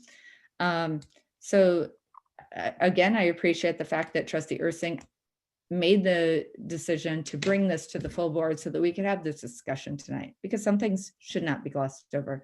And no one of us on this board is any more important than anyone else. So with that, I'm happy to move forward and say that this, I agree with this decision. I'm glad that we had the opportunity to have contemplation on this.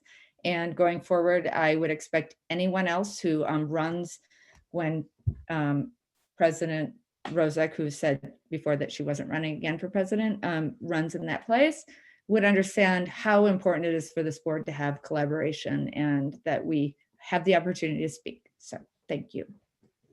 Thank you, Trustee Bachhorst. Any other discussion? Seeing none, we have a motion and a second. Can you call the roll? Yes. Trustee Warren. Aye. Trustee Amenta. Aye. Trustee Ursink. Aye. Trustee Stokebrand. Aye. Trustee Carpenter. Aye. Trustee Bachhorst. Yes. President Rozek. Aye. Motion passes 7-0. All right, motion passes 7-0. We are now on to 10 reports. Oh, or no, I'm sorry, 9D. Consideration of action to refer citizen complaint to committee. Is Rebecca?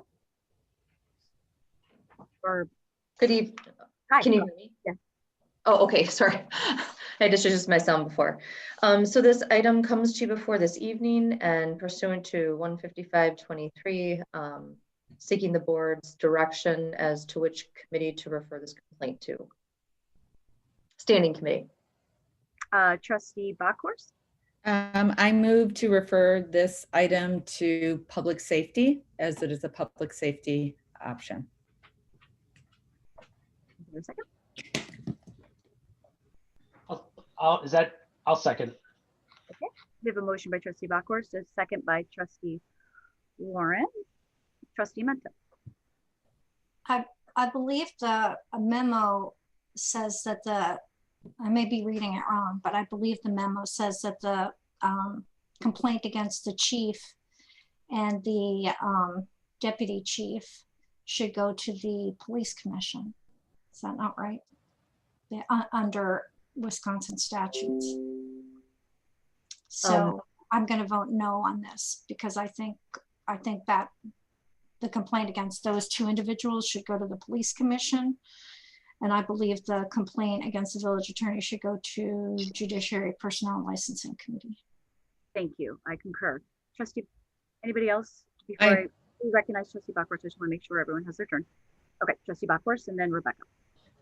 So I'm not 100% sure on her interpretation of the state statutes and other things, but I would say that the public safety issue should go to public safety, and it all should go to public safety because really the attorney's purview is public safety. And as I said before, the three of us that are on public safety are not running for re-election.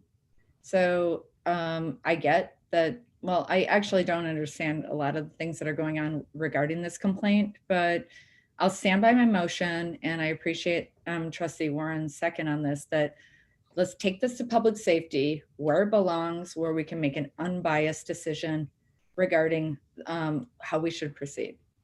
And whether or not we should even be discussing this is probably a different issue, but at least it's in the hands of those that. Yeah, it's an agenda item. Trustee Rebecca. The individual who we sought counsel for, the attorney in the processing of the memo for this board item, had suggested, after review of section 155-23 and statute 6213, that the board should proceed with processing of this complaint under 155-25 or 155-23 and following conclusion of the process by the board, then refer the complaint portion with respects to members of the police department to the police commission pursuant to 6213. Trustee Menta. The subject of the complaint is open records. it happens to be located in the police department. But the issue at hand is an open records issue, which is more appropriate to me to be considered a JP&L. It's a longstanding issue. It's an issue for 3 years. I've asked in prioritization that we discuss and develop policy on. And that's why I feel JP&L is the better committee for it. I'd like to make my comment now, and then I'll call on Trustee Buckhorst. I agree. The village attorney and Rebecca and the village manager are the only 2 employees of the village that are hired by the village board, solely by the village board. Everybody else is hired by the administration. So, and maybe police commission, but because of that, I do believe that the village board, when we have personnel issues or contractor issues, or we need to decide on something on those individuals, that would be a JP&L matter. So I would concur that although it's individuals, we have an open records request, which also would be handled through JP&L. It's government procedure. So for those reasons, I'm going to vote no. Trustee Buckhorst. All right, I'm going to be the bad guy here. The fact that at least 1, if not 2 individuals in that committee that you 2 are referring would like to refer this to, not only have what I would consider a direct conflict of interest in this situation, I would just put this out to the rest of the board members. Does it really matter to you guys where this goes? It seems to matter a lot to 2 of the members on this committee. For the rest of us, I think Trustee Stokebrand as public safety chair is more than qualified to lead the discussion on this. She is second in command to the village president right now, as we all know. And for that reason, is not a problem. Secondly, this is not a cut on anyone. Trustee Carpenter, I have no problems with this going to JP&L now under other circumstances. This has nothing to do with you. I hope you understand that. This has everything to do with the sensitivity of this issue, and also the fact that the 3 of us are completely unbiased in this regard.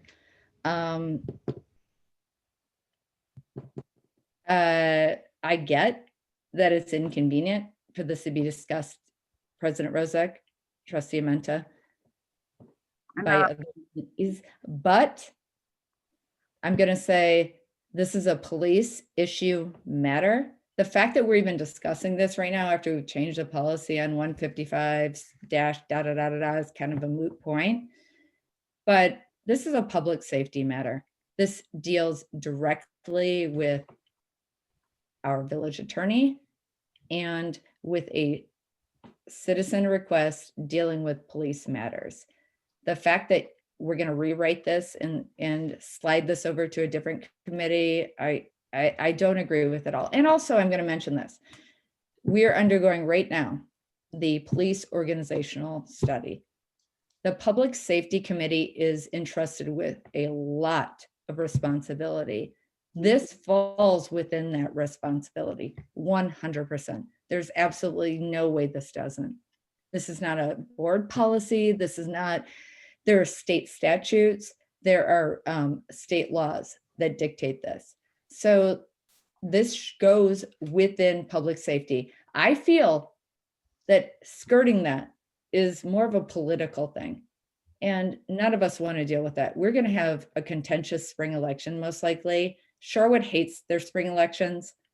Let's do the right thing for the right reason and just let this go where it should be. And if it makes President Rozek and Trustee Amenta happy, I'll even recuse myself from this, even though as a military and a sergeant in the Army, and my ability to identify and elaborate on rank and file order and systems is probably like way above anyone else's here. But if that's what it takes for you guys to gain confidence in this, that's fine. I'll do that. But this should not go to anyone else.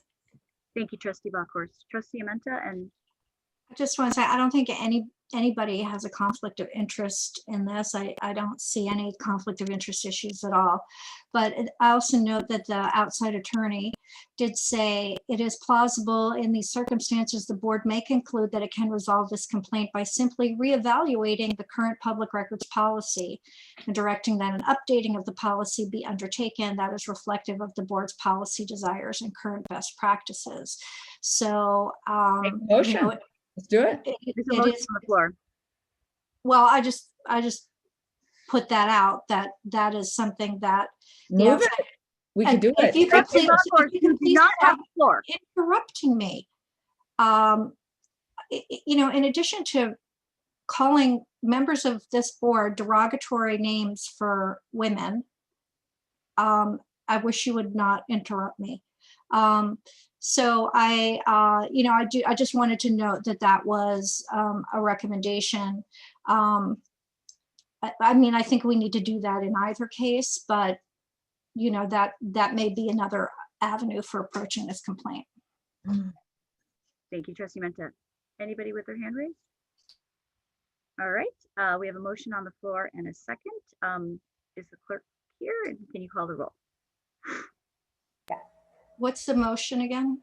Yeah, could you repeat the motion? Yep, the motion is to refer the complaint to the Public Safety Standing Committee in accordance with the process outlined in section 155-23. Okay, Trustee Carpenter, before we call the roll? Sorry, I just have a clarifying question. This is just for the public records complaint, correct? Correct. Okay. The affidavit that was filed on Yep, the yep. Okay, I just want, thank you. Trustee Carpenter, No, Trustee Bachhorst, Yes. Trustee Ursink, Yes. Trustee Warren, Aye. Trustee Amenta, No. Trustee Stokebrand, No. President Rosick. No. Motion fails 3-4. Right, do we have another motion that can be on the floor? President Rozek? I'll make the motion. I make the No, motion. President Rozek? Send. I will recognize you after I make my motion. I make the motion to send the complaint or the affidavit to the JP&L committee. Second. Okay, Trustee Bachhorst. I'd like to amend the motion to table the motion.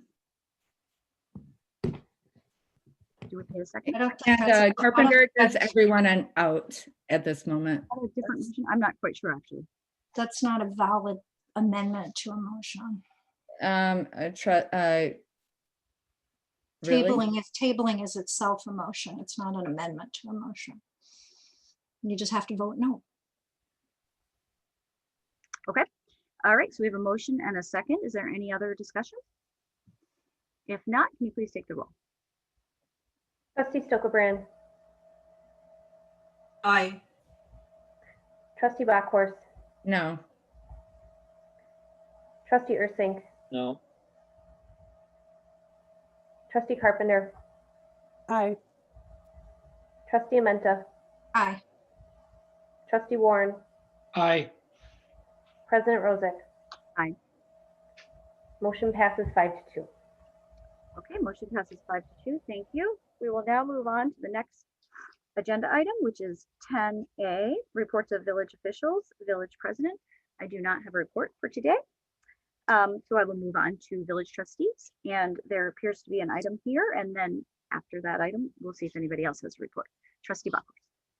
Thank you. So we're talking about open records a lot tonight, and I know that we just referred something to JP&L, which is great.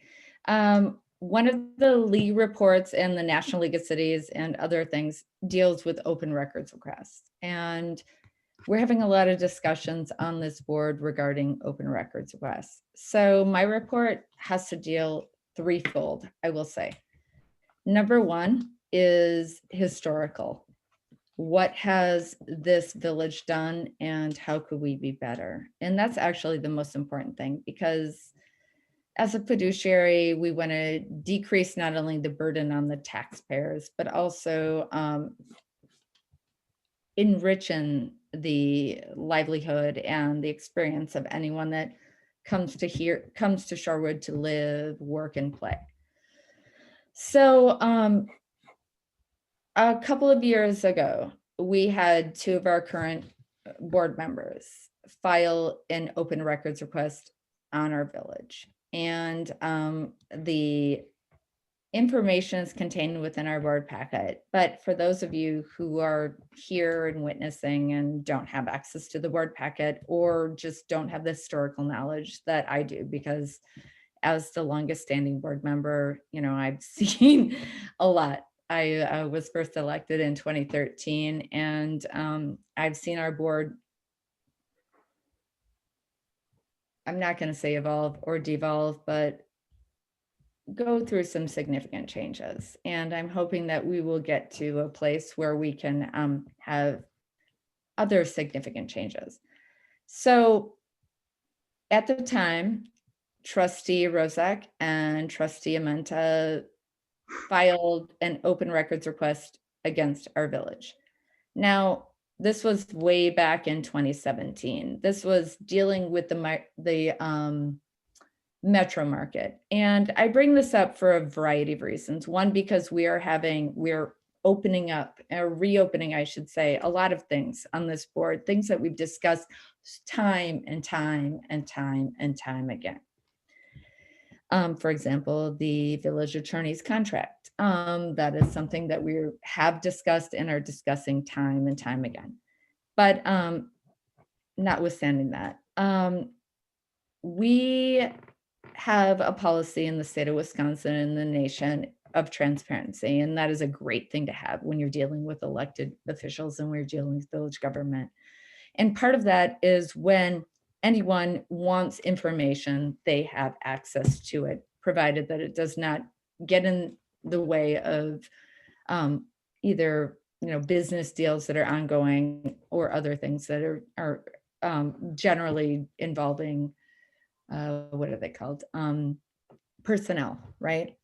So we had in 2017, 2 of our village elected officials do an open records request on our village that cost taxpayers almost $11,000. And I bring this up because it's significant, because to frame our discussions around open records and transparency and everything else, we have to also be transparent as why we're doing these things and what the repercussions are on our village, and going forward, how we should dictate policy. And as an aside, but not completely an aside, at the League of Wisconsin Municipalities, we struggle with this. So I've been on the board of the League of Wisconsin Municipalities for 6 years, and I am the past president of that organization. It's a very necessary thing to have open records and to have the ability for the public to obtain records on public officials seamlessly. At the same time, just like in any situation, things can be abused. And I'm not making any kind of commentary or insinuations as far as abuse or just desire for transparency. But one of the things that we have to remember in this part of my board report is the costs that come to not only municipality, but the government and others of excessive open records requests. So the only reason I'm going to use the 2 individuals that were trustees at the time, and they're both on the board right now, as an example, is because they did submit a very lengthy and expensive open records request for this village, to the tune of, like I said before, almost $11,000. And why is that significant? A couple of reasons. I don't want to insinuate that I can't point blame at anyone as far as like why this costs so much for our village, but it's important to highlight because it did. $11,000 of taxpayer money. which was charged to a tax incremental financing district, okay, which is not only spread out within our own municipality, but amongst 5 other taxing bodies, is that when you don't have the collaborative aspects of, like, then the rest of us, I'm sorry, I'm gonna backpedal a little bit, and forgive me, I'm a little nervous on this because this is my ballywick, but the rest of us on that board at that time were never notified that this was going on. We never agreed as a board that we were going to support, vote against, or remain neutral on this item.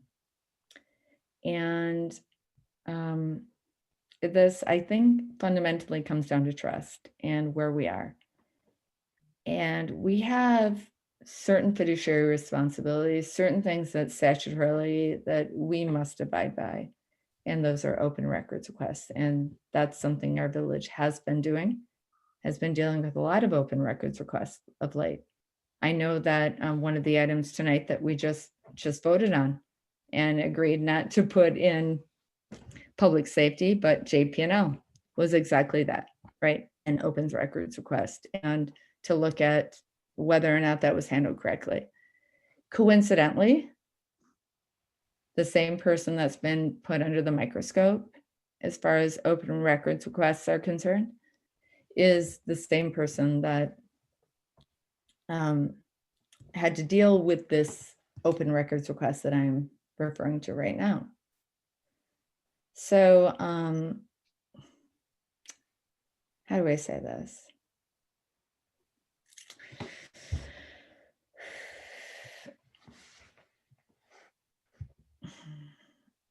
When we're dealing with taxpayers' funds and open and transparent government, we're dealing with a lot. And we're all elected here. It's a part-time job, $1,000 a year. We're basically volunteers. None of us are senators. None of us are mayors. And none of us are the bosses of the police, the chief of police. But we have a big responsibility, and not wasting your tax-paying money is probably the biggest responsibility that we have, other than dealing with a policy, procedure, and a huge budget. So I would say that when we're going to discuss open records requests, and we're going to discuss a whole mess of things that deal with our village attorney, deal with our village governance, deal with who's leading our government, that we remember that, just gonna say it, 2 of us on this village government, not me, costs our village government and our village taxpayers a lot of money for a witch hunt that I have absolutely no idea what they found out. And again, what they were looking for, because this never came to the board. This wasn't a collaborative decision.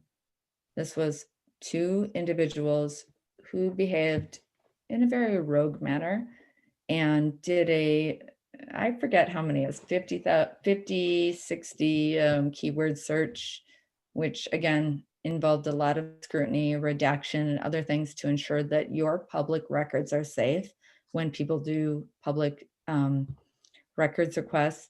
So I could say more, and I will say more, but at this point, I just want to leave us with this, that this isn't a game, guys. We're dealing with serious issues here. We were elected as fiduciaries. We were elected not for our own gain, to do the right thing.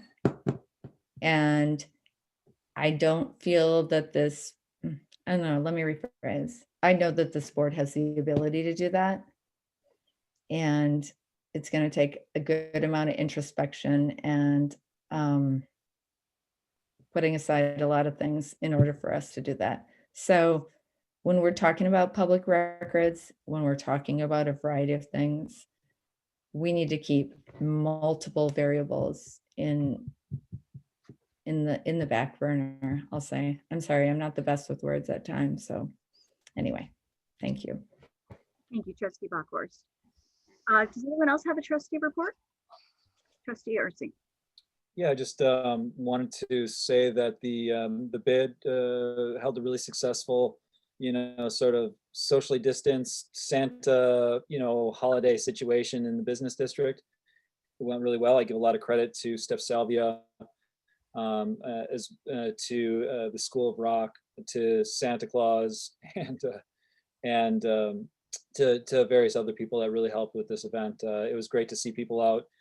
Kids were smiling, having fun, and it was just a terrific thing in our community. So I really appreciate that, and appreciate everybody involved that put in the work to make that happen. Thank you. Yes, please tell the bid that was very successful, and we appreciate that. Trustee Amenta.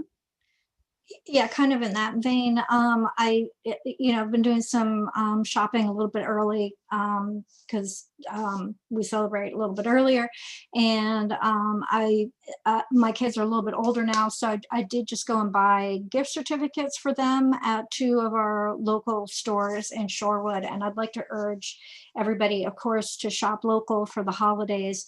And if you can't, if you don't know exactly what to get, there's always an option to get a gift card or a gift certificate for a store. And I think it's going to be a tough winter, especially for our retail businesses. And if you want to have these businesses next summer or next year, we need to keep supporting them over the winter. That's all I want to say. Thanks.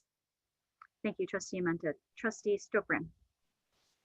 I was just going to mention that I heard feedback from Shorewood Police Department members last week about the organizational study and the department in general. And my takeaway is that we need more dialogue from and among the stakeholders, including the Shorewood Police Department. I don't know what shape that would take at this time: an open forum, more listening sessions, ride-alongs.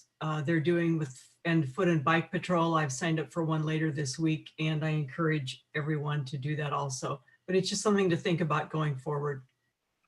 Thank you. And Rebecca, I think I had asked this when we talk about the action plan on the 21st, if we could share that feedback so the rest of us have it, that would be that just listed as a subunit or sub-agenda item.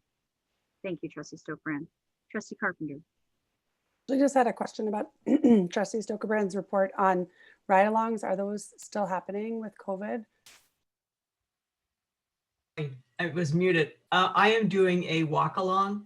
I'm not comfortable getting in a squad, so I'm doing a walk-along. Great idea. Thank you so much. Thank you. Okay, does anyone else have a trustee report? If not, we can move on to village manager. Do you have a report tonight? Yes, and I'm actually going to defer to Nathan to give an update on 2010 Jarvis. Thank you. As you probably know, it's been a really long process involving the troublesome property at 2010 East Jarvis. Over the years, we've tried to work collaboratively with the property owner to bring the rather dilapidated property into compliance. At one point, I actually worked collaboratively with an attorney that she had hired, and got the attorney to open a dedicated escrow account from which contractors could be hired to perform work to bring the property back into compliance with the code and alleviate a number of issues there. Unfortunately, the owner refused to hire the contractors. We also reached out through the Elder Services and the Health Department and offered some other services that were rebuked. And it finally got to the point where, unfortunately, the property became so dilapidated that it became unfit for human habitation. We worked collaboratively with the court, and we got the court to appoint a receiver. And rather than just having a regular auction, there was a process by which there was a blind auction. There was a pretty high bid on the property. The property was sold for $240,000, which put a lot of money back into the previous owners after all of the expenses were paid to start anew and start fresh somewhere else. And the property is going to be brought back into compliance with the code. As part of that process, is out of the sale we were able to recover a substantial amount of back forfeitures that were due on non-compliant code issues going back probably more than a decade. We recovered about $16,000 worth of outstanding forfeitures, and we also recovered the attorney's fees associated with bringing the declaratory judgment action, seeking the declaration of nuisance, at about another $13,000. So we recovered about $30,000 from the sale. A very difficult situation, of course. Everyone involved, from the health department to the planning department, did everything humanly possible to avoid this ultimate situation we found ourselves in, but it just became unworkable, and unfortunately the home became unfit. But through this sale, we were able to, the previous owner is going to have an opportunity to start anew. If the other option was the county was looking at it, there was potentially a foreclosure that was going to happen for tax purposes. If that had happened, the previous owner would have probably netted absolutely nothing in that process. So by doing this, it's got as close to a win-win as we could get, and the property has been purchased and it's going to be brought into compliance. Excellent. Thank you so much, Attorney Bear and Rebecca. Does anyone have any questions for Rebecca or Attorney Bear on that report? All right, we will then move on to items for future agenda. Anybody have items for future? Oh, we have one. Trustee Bachhorst. Thank you. So my item for future agenda is, I'm sure you've all received the email regarding myths and things that you can do in social media regarding in your elected, appointed, or other position. And I will say this, we spent a long time on this board coming up with a social media policy. And really the only people who are accountable to the social media policy, sadly, are staff and any people that we appoint to boards, committees, and commissions. So even though we came up with, which I thought was a collaborative effort to curtail some of the egregious behavior that's been demonstrated on social media by elected officials and others, the intent, as you like to say, President Rozek, of the initiative, in my opinion, wasn't necessarily demonstrated. Obviously, staff is going to abide by this because there's a clear-cut determination as whether or not they can stay staff. And I will say staff, in going into creating this social media policy, was the demographic that I felt was the least offensive in this regard. So I appreciate their ongoing professionalism and other aspects of how they do business. And that brings us to elected officials and appointed and others. So the social media policies that we have, which again are created by humans, so they're not infallible, and they're also predominantly, let's just be real, created by elected officials. So when you're dealing with politicians, we can get in what we want and whatnot. And I'm not saying that anyone has any nefarious kind of intention, but elected officials, there's two ways to get us out of office. One's vote us out, the second's recall. I guess third is to get us in prison. And the majority of us aren't going there. So where I'm going with this is that we did a good job in creating this up to a point. Sadly, I don't really feel that we all are on the same page as far as like whether or not the objective met the whole 7-9 multiple year process that it took. But the saving grace in this is that we do have a good number of committee commissioners and others that can really show us how you're going to stand by this decision that we all made for you and help us amend this if needed.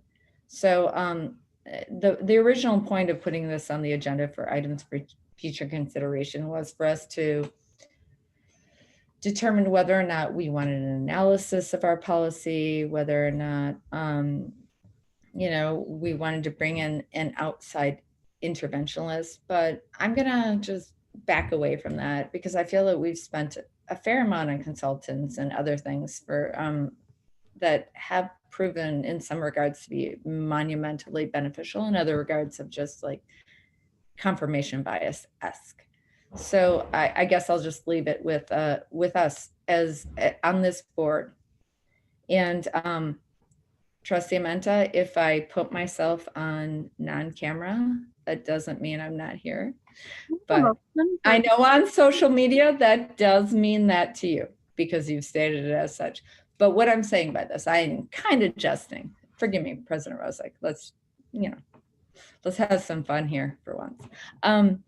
Is that we might want to consider as a board, and I'm not sure how to frame this, but like, and I don't want to quell anyone's freedom of speech, but we do have a policy and we do have many violators of our social media policy who are commissioners appointed and whatnot. So I don't know, maybe this is a JP&L thing. Maybe I should speak with Trustee Carpenter on this as far as like, do we pursue this as a personnel thing? The fact that we have a lot of people violating our own policy that we've created. So I present this merely as without any kind of like endpoint agenda. I'm not going to make a motion because I'm not really sure I'm really actually honestly sincerely asking for help from my other board members here. Or just, how about this?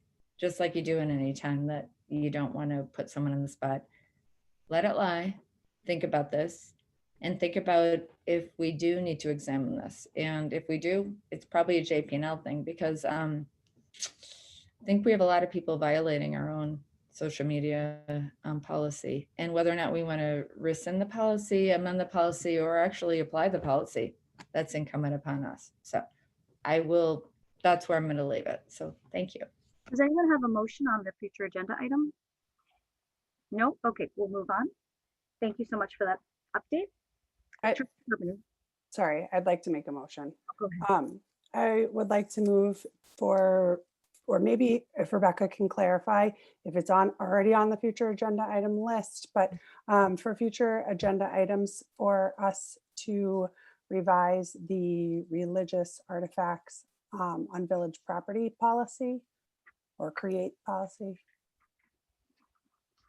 I'll set that. Okay. Rebecca, did you have anything to say? No, I was just going to say that it was tabled indefinitely, so I will put it on the list. Thank you. Thank you. Oh, a point of whatever it is, like, how do we have to remove it from the table? I think that's how we procedurally have to operate. So we have a motion and a second. No. I'm asking for a point of clarification. So in order for us to, do we remove it from the table, Nathan Bear, or do we come up with a new motion? Because what I'm hearing is that Trustee Carpenter would like to take it off the table. Well, that is technically true in the sense that once something is tabled, the motion is to remove it from the table and put it back on the agenda essentially. But I think though, that was a different policy. The previous proposed policy was not to allow third-party displays on public property. So what we need now is a different new policy that governs how that happens, because the board tonight made a decision to do that. So I think you can, I think the motion's appropriate then. So we went against our own policy tonight, is what you're saying? No. The policy wasn't passed. It was tabled. Okay, so we went against the table. The table policy was to not vote on something, but tonight we allowed third party. No. The tabled policy was under consideration. It was never passed. It was just tabled. So there was no action. So it was the previous policy that was considered did not pass. But tonight our movement to allow the menorah was kind of, what do you say? How would that fit in with that? I'm just trying to understand where we've been and where we're going. You can answer that question, Attorney Barrett, and then we're going to move on. Yeah, I think the way that I hear Trustee Carpenter saying is that now that we've allowed third-party displays in our public spaces, we need to discuss a policy as to how we're going to govern that. Is that a fair representation? Yep. That is Okay, yeah, accurate. I think that's appropriate. I will wholeheartedly second that. I already seconded it. Right. So you can vote. Well, I will second the second. Okay. Well thank you. done. All right, can we take the roll? Yes. Trustee Stokebrand, Aye. Trustee Warren, Aye. Trustee Carpenter, Aye. Trustee Ursink, Aye. Trustee Amenta, Aye. Trustee Bachhorst, Double aye. President Rosick. No, Motion passes 6-1. thank you. I do have a future agenda item that I promised earlier in the meeting that I would repeat. And then Trustee Menta, you can go. I'd like to make a motion to once again put on the future agenda item list purchasing policy number 2. I brought it up in prioritization 2 years ago that we had the first part of our purchasing policy, but we didn't have any percentages for minority participation in our contracts. So extra points for being a minority or a woman or an underrepresented class. And so it's been on, it's been talked about, but it wasn't prioritized at that time. So I would like to put it on a future agenda to see if we could, and I would make the motion to put it on a future agenda and refer to the budget committee for preparation, which is where the first purchasing policy was developed. Do I have a second? I'll second. Second. Okay, there's a motion by President Rozak. There's a second by Trustee Amenta. Any further discussions? I'd like to amend the policy, and I'd like this to go into strategic initiatives because it's not necessarily a budgetary item at this point. It's more of we're looking to be strategic in our community. So I think that referring it to budget is not necessarily the best place to go. Okay, could you state your amendment, please? Refer it to strategic initiatives. Okay, so strike budget committee, and the amendment is to strike the words budget committee and to add the word strategic initiative. Correct. Okay, do we have a second?